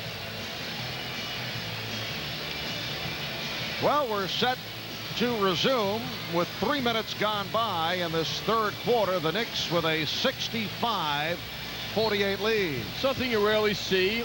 Vlade Divac just went over and shook Patrick Ewing's hand in a very nice display of good sportsmanship. Here's Christie with a three-point attempt. And it's kept alive. Peeler gets it out to Van Exel. Trying to use the pick from Divac.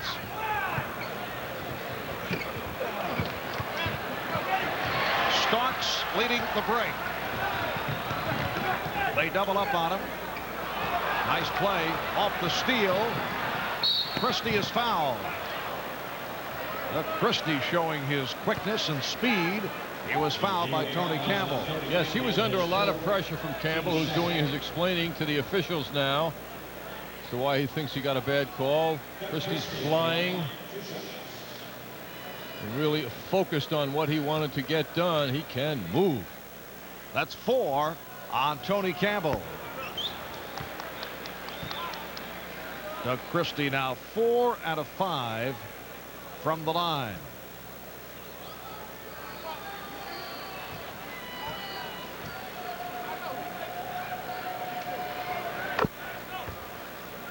The Knicks have led by as many as 18. They now lead 65-49.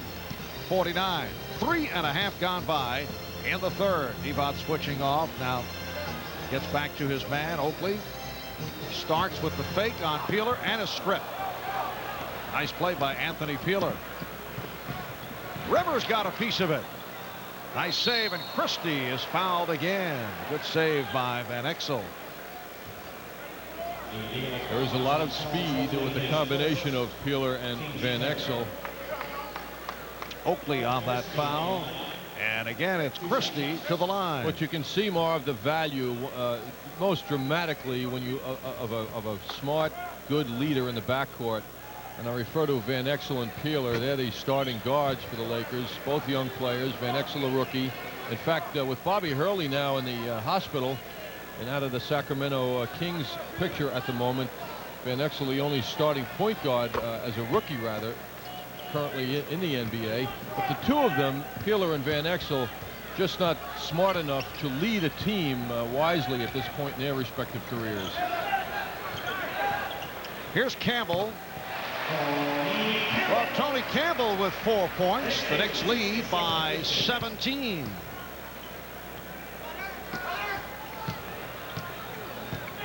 Bowie setting up on Ewing and lost it. Nice help from Rivers, who goes flying. I think Doc Rivers would have something to say about tables under the basket right now. He got rocked in the back there as he hit the table. What a good attentive play by Doc Rivers, coming in and helping out Ewing and then crashing into the table. 13 on the 24, and now the foul is called on Rivers. For the Knicks, their 4th team foul.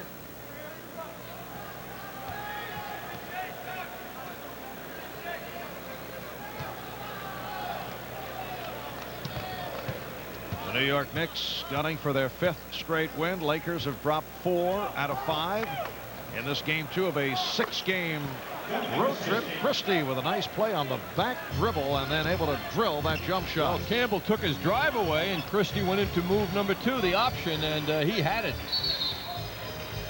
And Tony Campbell held by Doug Christie. Campbell trying to get position, posting up.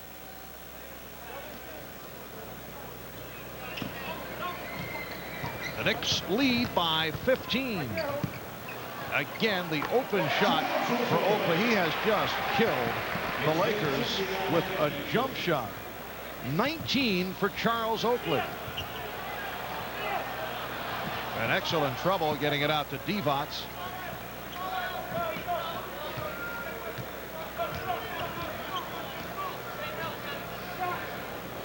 Long range jump shot by Christie. So Christie has 14. The Knicks lead 69-54. Well, Christie's great strength is his drive, but that jump shot now that he's popped up 2 in a row with, as Charles Oakley responds in similar manner. Christie is showing the whole repertoire to Campbell. It makes it very tough for him to get too close to him because Christie can explode around him.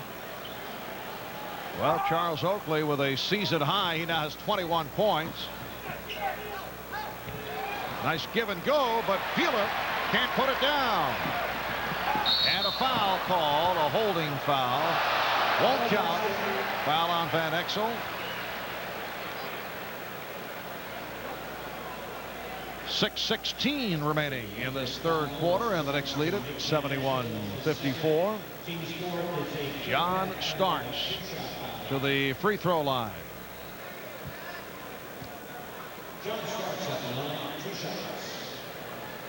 Back on the 7th of November, Charles Oakley in his hometown of Cleveland had 19 points.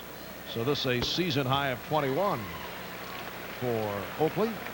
Isn't it wonderful, Marv? Isn't it? That John Starks can be 1 for 10 and the Knicks don't need him tonight. Yes, one of those nights where they do not need the spark shooting of John Starks. And as we have seen on so many occasions, he will shoot his way back on target. Van Exel hits the 3. And the Knicks now lead 72-57. Nick Van Exel is a second-round draft pick. Guy who saw his stock drop. He slipped to 37th in the draft. Not a good shooter, and that has hurt him. Rivers is hurt, holding the left knee. And a 20-second timeout indicated by the Knicks. And the training staff, Mike Saunders, Tim Walsh, quickly out to take a look. Rivers made such a great move around Van Exel. He just blew by him, and with his great strength can go to the rim, which is his instinct. Take a look at Rivers just going by the rookie, and then the big guys come over, and Rivers, as he falls to the floor, was thrown off balance and injured the leg. Another look at Doc Rivers going up. Seemed to come down off balance as he hit the floor with the left leg. Gets up high. Doc can dunk that ball. He gets up so high. And the presence of Divac kind of twisted his body in a way that when he hit the ground, it was an awkward fall. The next team physician, Dr. Norman Scott, out to take a look. Pat Riley over. Doc Rivers, a guy who has been hard hit by injuries during the course of his career. And Pat indicating that he might need some help, with Doc apparently headed back to the locker room.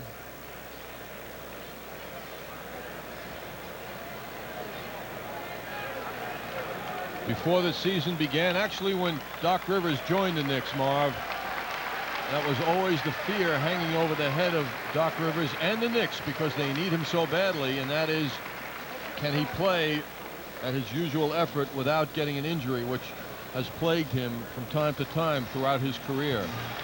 All right, we'll pass on a report as soon as it reaches us. We'll be right back. $10 sweepstakes. It pays to discover the card with the big payback. Did you reserve the car with Hertz? Not exactly, but it's a good deal. Are they as fast as Hertz? Not exactly, but what's the rush? We're on vacation! Dad, are we lost? Hertz gives you computerized directions. Honey, this is not exactly Hertz, okay? I hope they have the same emergency road service as Hertz. Not exactly. In Rent-A-Car, there's Hertz, and there's Not Exactly. Make sure you choose the right one. Are you sure this is the way to the hotel? Not exactly. Did you hear that?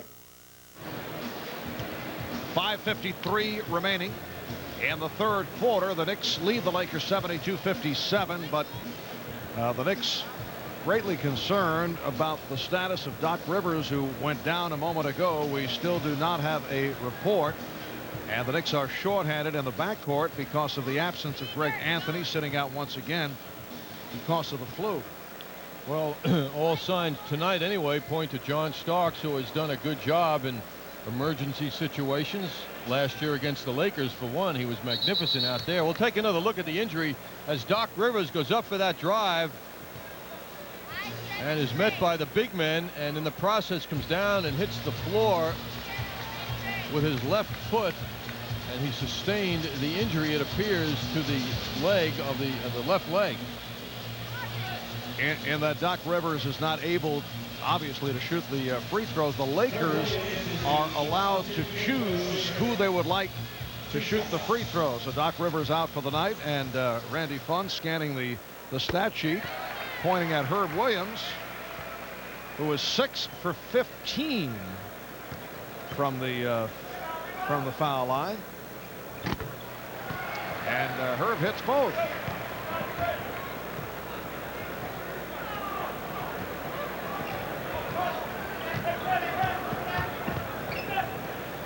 Christie. And the Knicks now with a 74-57 lead. Do you think Eric Anderson rather feels left out by not being chosen? Yes, that's right. And Campbell not able to hit.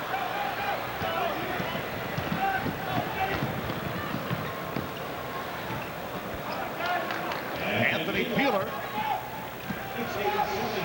So the Knicks now lead 74-59.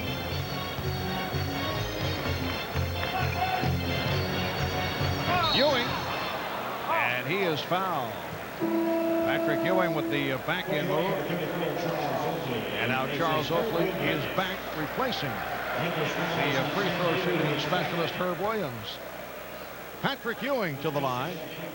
Foul called on Bowie, his second. There will be times this season when Pat Riley will turn the file that he carries around in his head to Herb Williams. And remember what he just did, Marv. Making those 2 foul shots like that. Coaches will not forget that good response by Herb Williams.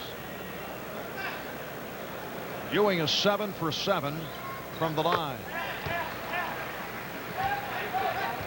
The Knicks 76 and the Lakers 59. Just under 5 minutes to go in the third. They doubled up on Van Exel, and Oakley called for the foul. Both teams are over the foul limit, so Nick Van Exel will shoot a couple.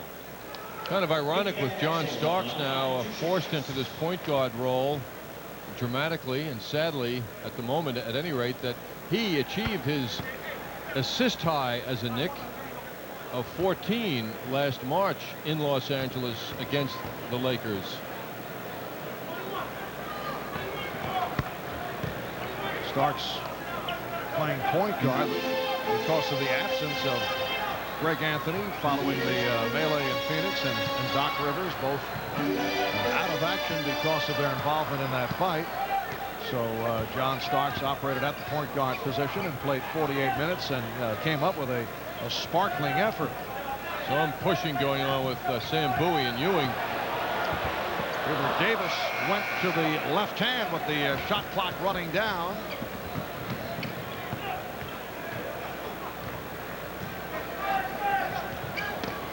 Christie with a hard driving move was stopped. Evans on the follow.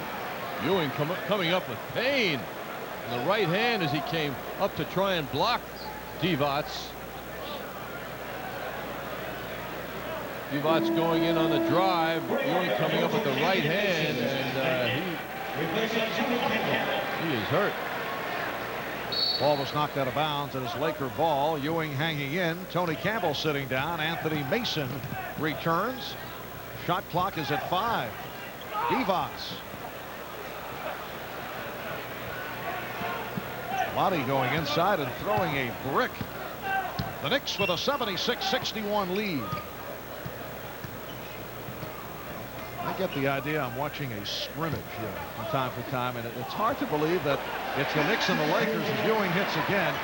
There has been no excitement in this game here tonight except for Patrick Ewing's quest to pass by Walt Frazier. He did, and then received a standing ovation, and that's been it. It's been methodical by the Knicks. It has been a game without Any drama, any action? Well, perhaps that's one of the reasons, Marv, that the Los Angeles Lakers' visit to Detroit the other night resulted in the first time in 246 games there was no sellout at the Palace at Auburn Hills. The Knicks with a 17-point lead. Mason gets inside, and the Knicks have an 80-61 advantage with 3:20 remaining in the third quarter. Still no report on Doc Rivers, who was helped off the court just moments ago.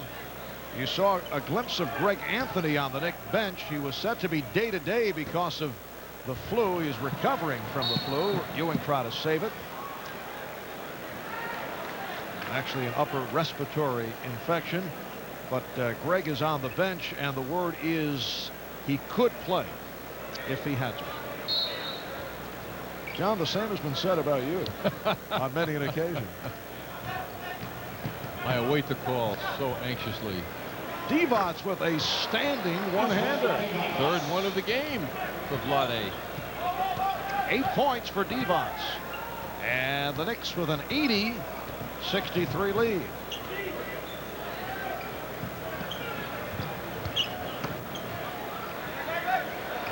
Oakley.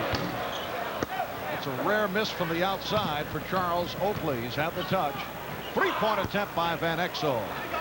Mason with the rebound. 2.5 remaining in the third. You know, Mark, depending on the extent of the injury to Doc Rivers, it would be interesting if Pat Riley decided that he wanted to give Greg Anthony a little time just to get him ready for tomorrow. Looks like Nick Van Exel is hurt. Davis with 3. And Divac with the save. Now Van Exel is it. Well, he's hobbling his way up court. 2 minutes. Apparently, Nick trainer Mike Saunders asked Greg Anthony if he's okay, and we're told that he nodded yes. Starks going all the way, not able to hit. And Starks is 1 for 11. Well, Van Exel not hobbling there. And the Knicks now lead by 15. Injuries seem to go away at the offensive end of the court a good deal of the time anyway. John Starks in the 2 games against the Lakers, 6 for 27. Ewing, yes, and it counts. Beautiful shot by Patrick Ewing. You know, you see the difference in the expressions of both players. Sam Bowie and Patrick Ewing present an entirely different persona when it comes to playing basketball. Ewing's hunger was quite evident on that move. He stayed with it, and then went to that jump hook. Foul committed by Bowie, his third. 3-point play for Ewing, who now has 27. The Knicks 83, the Lakers 65.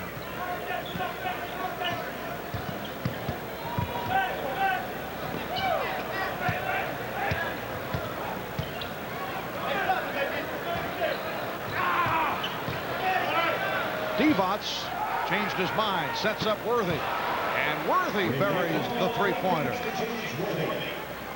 The Knicks 83, the Lakers 68. The Lakers don't shoot threes very often, but James Worthy is a participant from time to time. He can make them, as he just demonstrated. And the ball goes back to the Knicks. That was James's 11th 3-point make of the season. Randy Funn, longtime Laker assistant under Pat Riley and then Mike Dunleavy. Faced the Heat last season. There were many who felt he was in big trouble, but the Lakers turned it in the playoffs. Gilbert Davis drills it. Remember, the Lakers providing Phoenix with a tough time.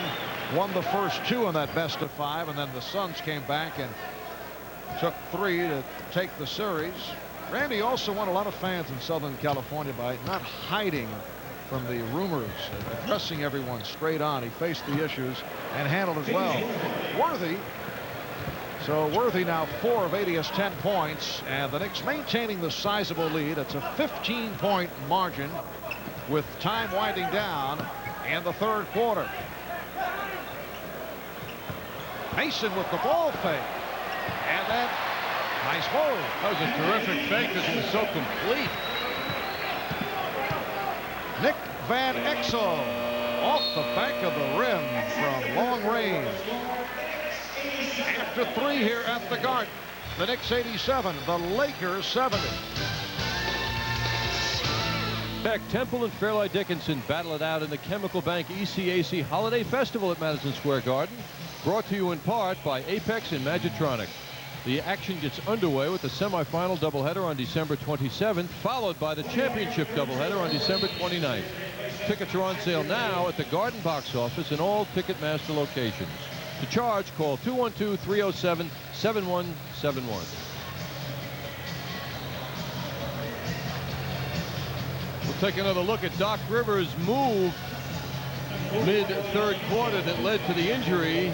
Doc going up for that high extension, came down after being rocked by Divac, came down on the left leg and showed the pain that he underwent. And we're still awaiting the report from the Knicks locker room.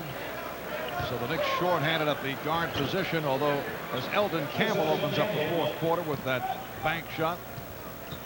Although we received the indication that Greg Anthony, who has sat out the last couple of games because of the upper respiratory infection, is available. He's on the bench. He's dressed, which is a surprise because he was set to be day-to-day. Herb Williams giving the Knicks an 89-72 lead. And now Greg Anthony is making his way in.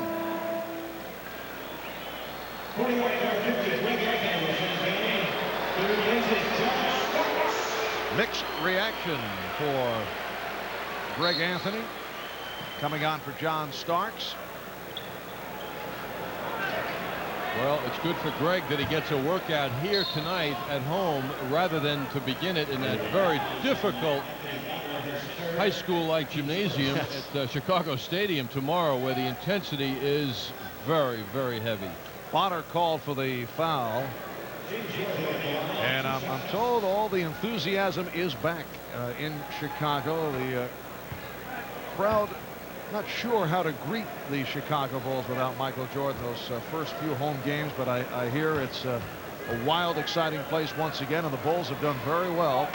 Record of 11-8. They've won 3 straight. They've taken 7 of the last 8. And they are in second in the Central behind the surprising Atlanta Hawks. 4 games behind the 15-4 Hawks. Mason had it knocked away, then recovered. Anthony delivering to Mason, and he was held. The foul is called.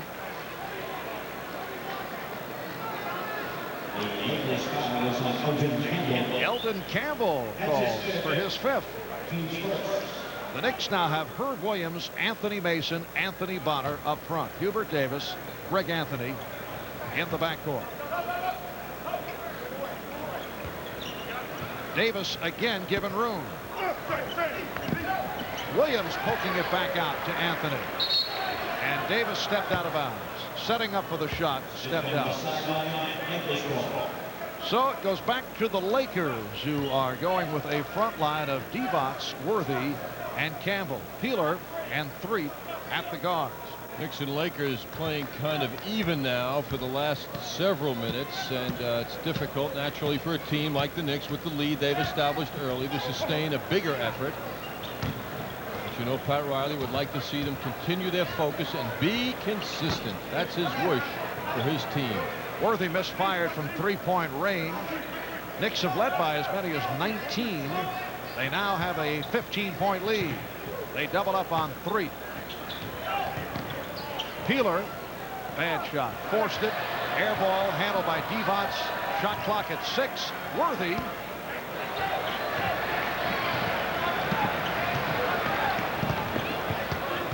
Bonner. Davis. Yes. Well, Hubert Davis is 5 for 11. He has 11 points. Solid back-to-back efforts by Hubert, who had 11 the other night against the Denver Nuggets. I get the feeling, looking at Hubert Davis, that 5 for 11 from his perspective is a bad shooting night. He'll tell, yes, he will agree with that. And the foul is called as Worthy hits the floor. Well, we still await word on the condition of Doc Rivers. Mike Crispino has been checking it out back in the Knicks locker room, so let's go over to Mike.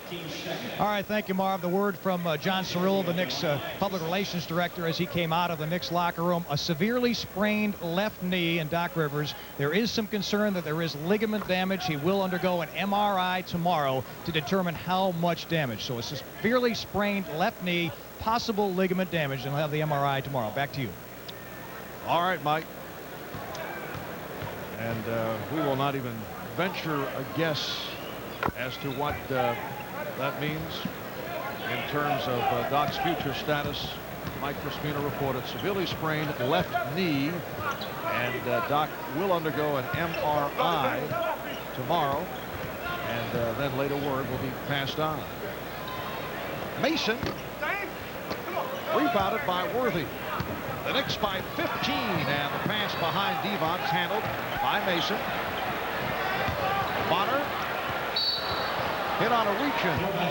Basket will not count. Sedell 3 called for his second foul. We mentioned the surprising play of the Atlanta Hawks a moment ago. For more on that, let's go to the MSG Sports Desk. Here's Bob Bailey. Well, Marv, this is third quarter action from Atlanta tonight. Indiana's Antonio Davis to Dale Davis down low for the jam. The Hawks' 14-game win streak may be in jeopardy. Indiana leads by 8 now in the fourth. Thank you, Bob. The 8-11 Indiana Pacers trying to knock off the Atlanta Hawks, who have won 14 in a row. 3 minutes gone by in this fourth quarter. Both free throws were missed, but the Knicks get it back. They lead the Lakers 91-76. Anthony getting the pick from Williams.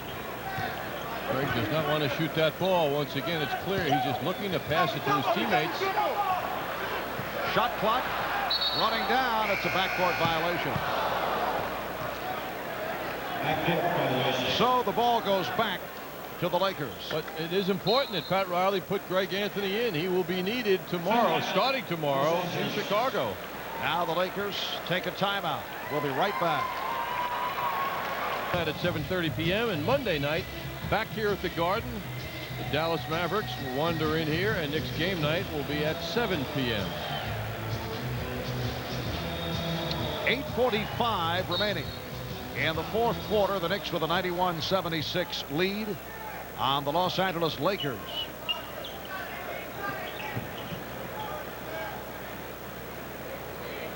But the big news here tonight is not good news for the Knicks. Doc Rivers went down.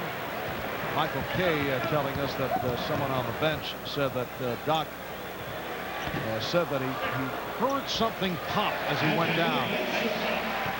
Nice follow-up by Mason. And the word as reported a moment ago by Mike Crispino, Doc suffering a severely sprained left knee. He will undergo an MRI tomorrow, the magnetic resonance imaging test.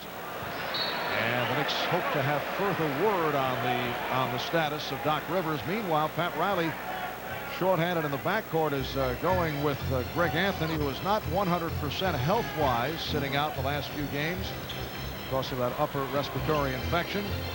So Anthony and Davis in the backcourt. Here's Mason, and the Knicks now lead 95-76. This also a night that has seen Patrick Ewing surpass Walt Clyde Frazier as the Knicks' #1 all-time scorer. Ewing with 27 points, and maybe resting the rest of the way, looking ahead to his good friend Bill Cartwright and the Chicago Bulls tomorrow night. A quiet Bill Cartwright, backed up by St. John's Bill Wennington. That's right. Bill Wennington not only waving the towel these days, getting the playing time with his new team, the Chicago Bulls. Nice move, but he stepped out. Anthony Peeler stepped on the baseline. Randy Funn not pleased about several calls, and you saw him have some words with the official, Ken Mauer. Boy, Randy Funn is in a difficult situation, trying to inspire this young club that needs more than inspiration, and he's got to be nervous. Peeler Peeler gets it out to Bowie. Well, the Lakers now shooting 40% from the field. The Knicks at 47. Anthony all the way and misses the layup. Greg Anthony not able to finish it off, and immediately hears the boos. Christie.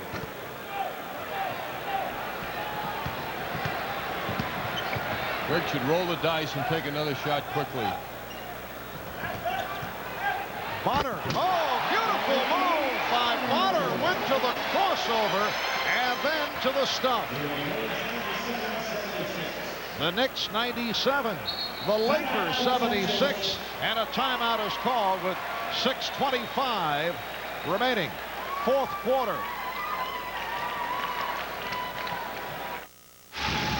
Use good sense and drink responsibly, because friends know when to say when. A reminder from Budweiser.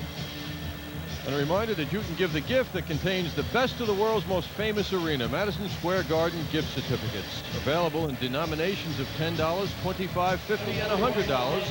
The gift certificates are redeemable for virtually anything here at the Garden. Garden gift certificates are on sale now at the Garden Season Subscriptions Office or by calling 212-465-6073. The Knicks with a 21-point lead. It is their biggest lead of the night. They have led virtually all the way. Eldon Campbell and Anthony Bonner taking a little push, able to save it. So Greg Anthony, Hubert Davis in the backcourt. Anthony Bonner, Herb Williams, Anthony Mason up front. Very shortly we will see Rolando Blackman, who has not gotten much playing time. Has not played the last 5 games. Peeler called for that foul. Here comes Rolando Blackman, who has a pretty good resume there with 17,242 career points. Technical foul called on Peeler, who argued the call.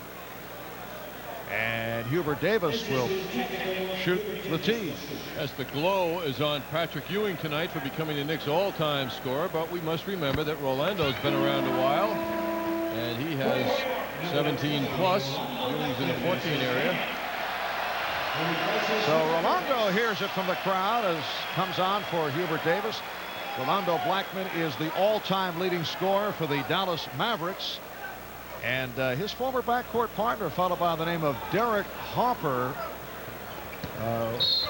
I know feels very strong about the fact that he would like to join Rolando in the uniform of the New York Knicks.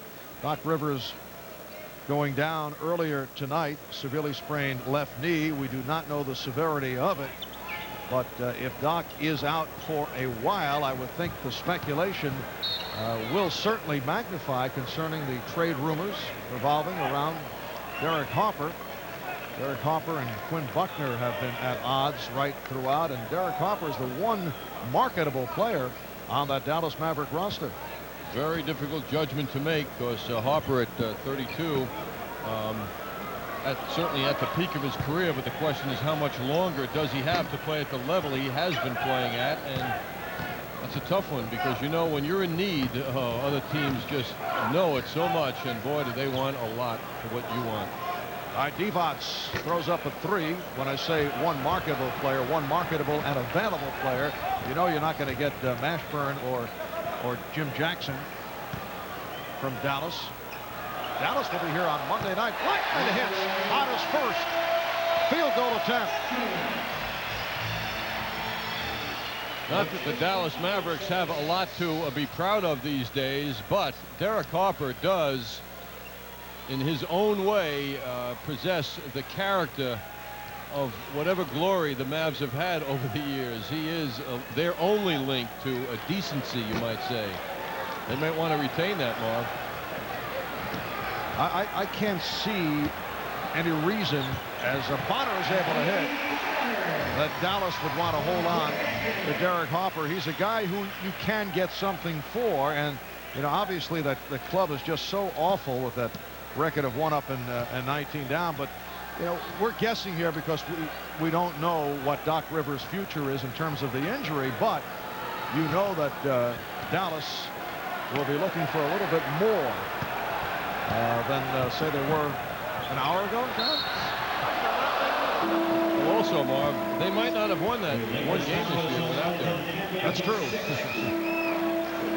11-0 run by the Knicks. Eldon Campbell called for that foul, so he is gone. That is number 6. And George Lynch, the rookie from North Carolina, will come on for the first time.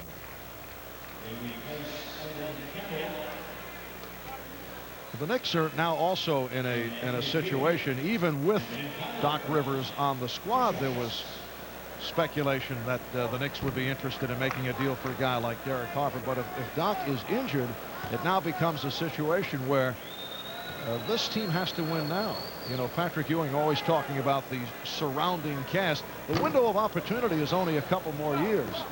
So you say Derek Harper is 32, but that's where Dave Checketts, Ernie Grunfeld, Pat Riley are going to have to make a decision. But the first decision will come. Oh, nice touch by Tony Smith, who just checked in. And Divac converts. The Knicks now lead 102-78. But first, judgment will have to be made after the doctors take a look at Doc Rivers by virtue of the MRI tomorrow. Reach-in foul is called. It's on Blackman, and Christie is shaken up. Blackman off that pick, losing that ball and tripping up Christie, it appears. And Randy Fund is now emptying the bench. Antonio Harvey will check in. Coming on for Doug Christie, who departs with 14. That's a season average. Antonio Harvey goes 6'11", 225 pounds, and is a rookie free agent from Pfeiffer College in North Carolina.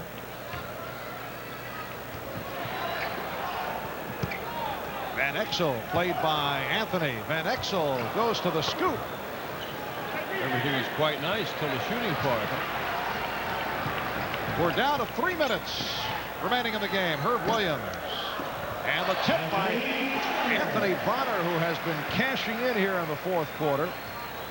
8 points, 8 rebounds for Bonner. Coaches just love him. Head down, garbage time kind of guy. He just doesn't need much help. He goes about it and gets it done himself. But I know you use that term as Van Exel fires. Use that term with affection because he's able to get a lot of hoops that is Campbell. And he's fouled by Harvey. When you say garbage time, you're not talking with games out of sight. And the crowd reacts as Eric Anderson checks in for the first time, replacing Anthony Bonner. Eric Anderson making his first appearance of the season. He was on the injured list for a while and was reactivated, what with the departure of Charles Smith to the Knicks injury list. Marv will give a percentage of that round of applause also to Bonner going out as the fans continue to recognize his work ethic. The Knicks 106 and the Lakers 78. So Pat Riley able to use the entire roster this evening. And it's Anderson hand checking on Harvey. Antonio Harvey looking to go at Eric Anderson and draws the foul. Eric Anderson in his second season out of Indiana called for that foul, and Harvey will go to the free throw line. He is only 7 of 15 from the line. Marv, I'm getting overcome again by a look-alike situation. No, don't even try. Your percentage is about 40. I would say maybe 40%. Maybe. Well, I'm going to try it on you anyway. Percentage of accuracy. I have the courage. Now, this is from a distance now, not real up close. You're sitting courtside. You want to be closer? No, but if the camera goes up close, it's not the same. But from a distance, Harvey. Yes. Running up and down the court. The look, the presentation, Kareem Abdul-Jabbar. Yeah, I think you dropped under 40, John. You've got to be kidding. Here's Campbell. And that's offensive interference on Herb Williams. You're saying the gait of Antonio Harvey? Yes, look at him now. The arms.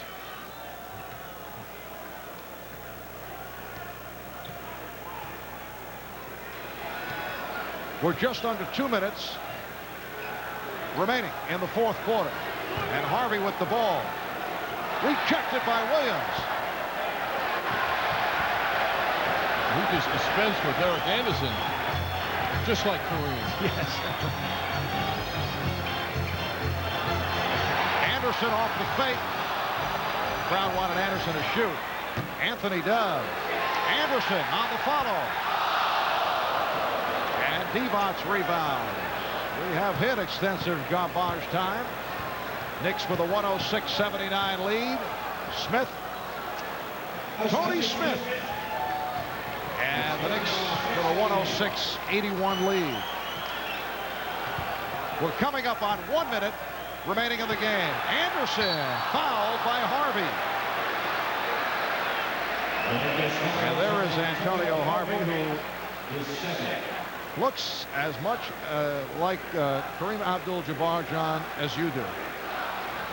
When you see him run up court, should he choose to do that with 1 minute and 2 seconds to go, yes, I know you'll change your tune. Oh, here's a look at him. Yeah. That's a. I would say even the way he bounced there from at the end. roof of the Garden, maybe. No. Meanwhile, Eric Anderson missed his first. Have you seen Kareem play? Under 1 minute remaining in the fourth quarter. Did you say these things for entertainment value? Partially, but there's some truth here, Marv. I know I have my supporters. Van Exel. All with the same family name. The Knicks 106 and the Lakers 83. You still do intimidate your daughters, you know. Even at this stage. Down to 35 seconds. The Knicks will make it 5 straight wins. For the Lakers, it'll be 5 losses the last 6 games as Eric Anderson converts his first field goal of the season. Anderson with the rebound. Here's Smith. Rebound Harvey. Antonio Harvey. And the Knicks with a 108-85 lead. The crowd going wild, forgetting the fact that the Pizza Hut promotion is over. And the Lakers did hit 85 points. That'll do it. The Knicks 108 and the Lakers 85. The Knicks go to a record of 15-4, and the Lakers drop to 8-14. But the storyline here tonight, the concern revolving around the knee injury suffered by Doc Rivers. We'll know more on that tomorrow. Back with the recap in a moment. Garden tonight, the Knicks 108 and the LA Lakers 85. It was really no contest throughout. The Knicks in complete control, and a record tonight for Patrick Ewing, who had 27 points, eclipsing Walt Frazier's record as the Knicks all-time leading scorer. Those were the 2 big points in the third quarter that did it. However, 4 minutes later, the bad news for the New York Knicks. Doc Rivers on a drive to the bucket, and watch what happens as he lands on his left leg. In a twisted situation, he went down, had to be helped off the court. The word that we have is a severely sprained left knee. There is a thought there may be some ligament damage. Doc Rivers will be examined and take an MRI test tomorrow. He did leave tonight Madison Square Garden under his own power. So the good news there is that Doc Rivers is walking under his own power. However, he'll have to undergo an MRI tomorrow and find out just how extensive the damage is. And we will have Patrick Ewing in to talk with us in a couple of minutes, hopefully. And Charles Oakley, too, is standing by. So we'll tell you this, that Oakley had a great night tonight. So did Ewing with 27 points. And our Jeep Eagle leading scorers summary brought to you by your Tri-State Jeep and Eagle dealers. There's only one Jeep, and it's only at your Tri-State Jeep and Eagle dealers. Shows us that Ewing had 27. Charles Oakley had 21, including the big assist on Patrick Ewing's record-breaking bucket. Anthony Mason with 14. Hubert Davis again off the bench with a nice effort at 12 points. And Doc Rivers, before he went down with a severely sprained left knee, with 9 points. For the Lakers, James Worthy off the bench, 14 points for him. Doug Christie, the rookie second-year player, 14 points. Nick Van Exel, the rookie, with 13. Eldon Campbell with 13. Vlade Divac with 10. And Anthony Peeler with 10 points as well. And Charles Oakley, first of all, let's talk about Doc Rivers and the potential that this has to disrupt this team and your hopefully your NBA championship run. You know, I think Doc as well. They took him to get an MRI for in the morning. I think the other guys came in and kept the game going. Greg and Hubert playing up on, and you know, it was a great night. Patrick passed, Frazier scoring, and you know, it was just a great win for the team. Period. Did Doc say anything to you as you helped him off? I know you were one of the teammates who were helping him off. At first, I thought Doc had a cramp, but you know, Doc get a lot of cramp course of the game. And I was like laughing, but it was serious in the cramp, and you know, he laid on the floor for a minute. So the guys brought him to the locker room, and Doc looked at him. So they said he gonna be all right. He walked out on his own to go get, I guess, going home, and you know, in the morning get up and get the MRI. Having the experience of playing this game, obviously as many years as you have, and having seen knee injuries, I'm sure we got the word from behind the Knicks bench that perhaps the Doc had heard something pop. What would that mean to you?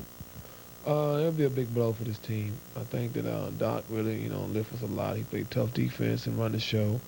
And you know, we had some guys out. You know, Charles out, Greg been out with a cold, flu, whatever. You know, we just got to stay strong and play with who we got until the guys come back. We just can't get down. We got to keep going forward. Your pass tonight to Patrick Ewing, I know you could have taken that shot. However, I saw that you saw out of the corner of your eye that Ewing was open for the jump shot, and you wanted a chance to get involved in it, I thought. Well, you know, guys were saying before the game, who's going to be the one to get Pat the pass? And, you know, Mace made a comment, well, you know, if I see the guy got the ball, you know, if I got a layup, I'm going to throw it back to him. And John was saying something on the court, so it was just great. You know, it's all involved in the game, and I had the ball, and, you know, and I give him a lot of passes, not just that one, because, you know, it was a career-breaking point. I just gave him the ball, and he made the shot. Charles, if the injury to Doc is severe, and we don't know yet, we'll find out some more tomorrow, how will the Knicks backcourt respond to that? What has to happen for your backcourt to fill in a gap for a guy like Doc Rivers? Well, number one, I think Greg had to really come back and step up his game another level. And we just have to probably play Hubert at the point some more, and Rowe probably get some more time behind John did too. And we just have to play ball. You know, wish Doc the best. We hope Doc not hurt, so we can continue this little role we on and, you know, go and finish the season.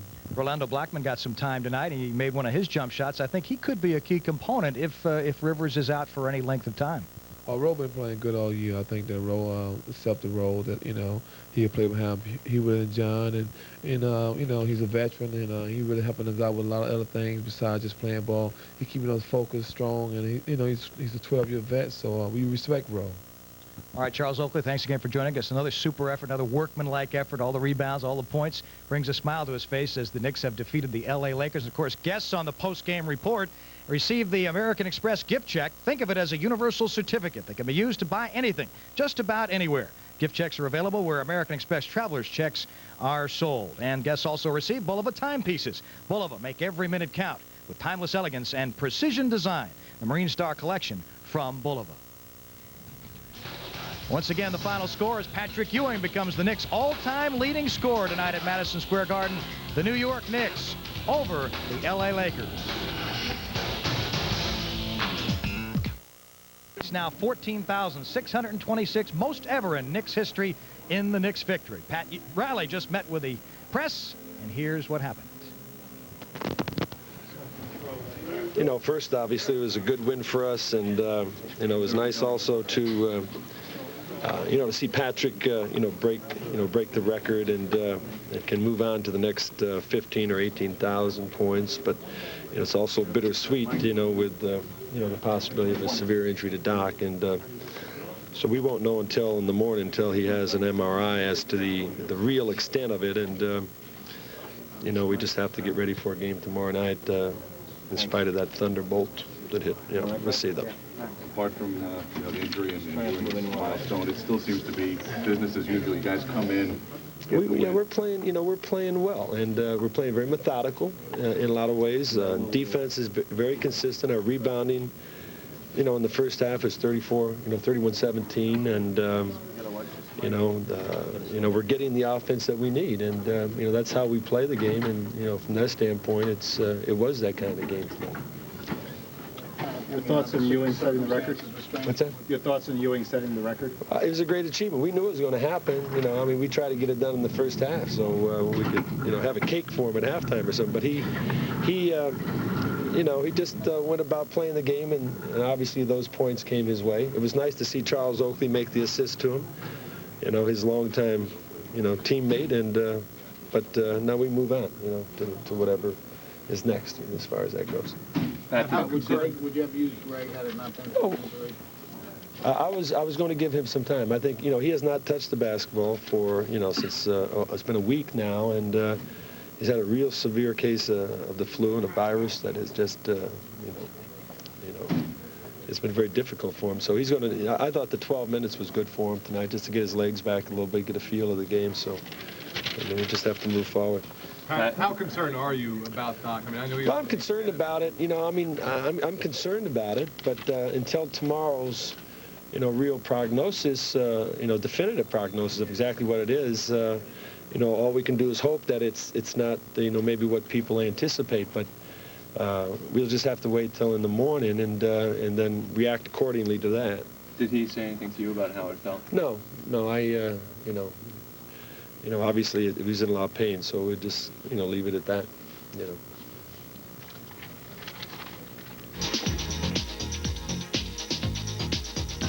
Press conference is brought to you by Saturn, a different kind of company, a different kind of car. We'll be back to Madison Square Garden in just a couple of minutes with more of the post-game report. Stay with us.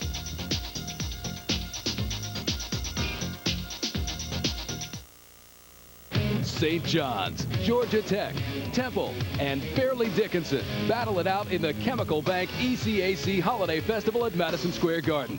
The action gets underway with the semifinal doubleheader December 27th, followed by the championship doubleheader December 29th. The Chemical Bank ECAC Holiday Festival at the Garden, December 27th and 29th. Brought to you in part by Apex, Folgers, and Magitronic. Get your tickets now. Cool Wave Aftershave. The fragrance of the Gillette.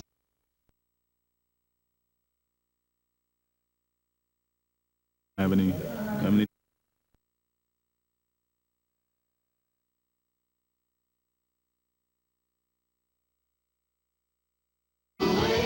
Get caught up in it.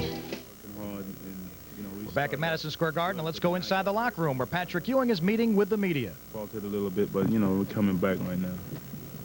Hopefully, Doc will be all right and be able to come back. Thoughts on going back to Chicago tomorrow? Pardon? Your thoughts on going to Chicago? I don't have any thoughts right now. Just go enjoy this one. Enjoy the moment. Patrick? Thank you, Jerry. Thank you very much. No problem. Put it up a little more. Early in your career, did you think you'd ever get to this point? I really never thought of it. Like I said before, I didn't think about it. Most of my goals are team-oriented. Was there a particular point, either a few weeks ago or during the offseason, where someone had to almost remind you this is going to happen this year? Beginning of the season, some of the reporters brought it to my attention. And after the last game, Dave Checkers, told me what was going to happen. When I finally broke. Was it difficult, or is it difficult not to focus on it and to keep? No, no. I knew I had a game to play. I went out there and did the best I can to help the team to win. Patrick, do you feel there's another 14,000 points in those legs?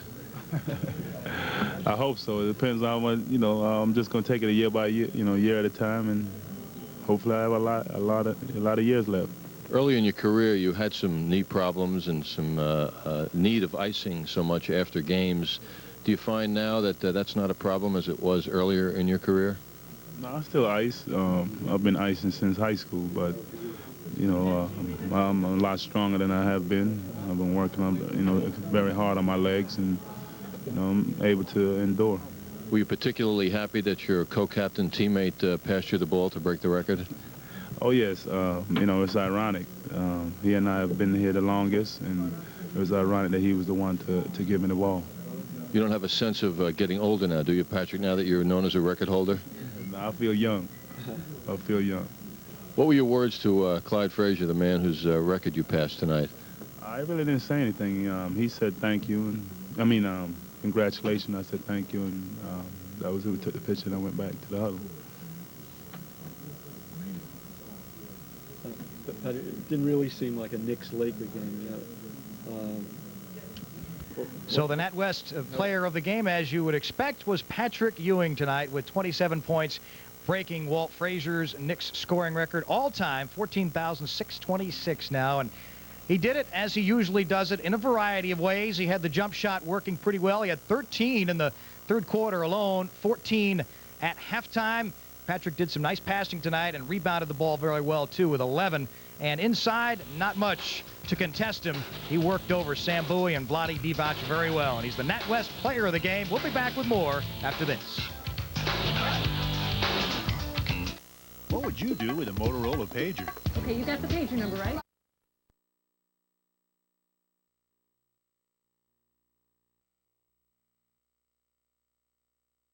The great stats. He said, but he does so much for this team.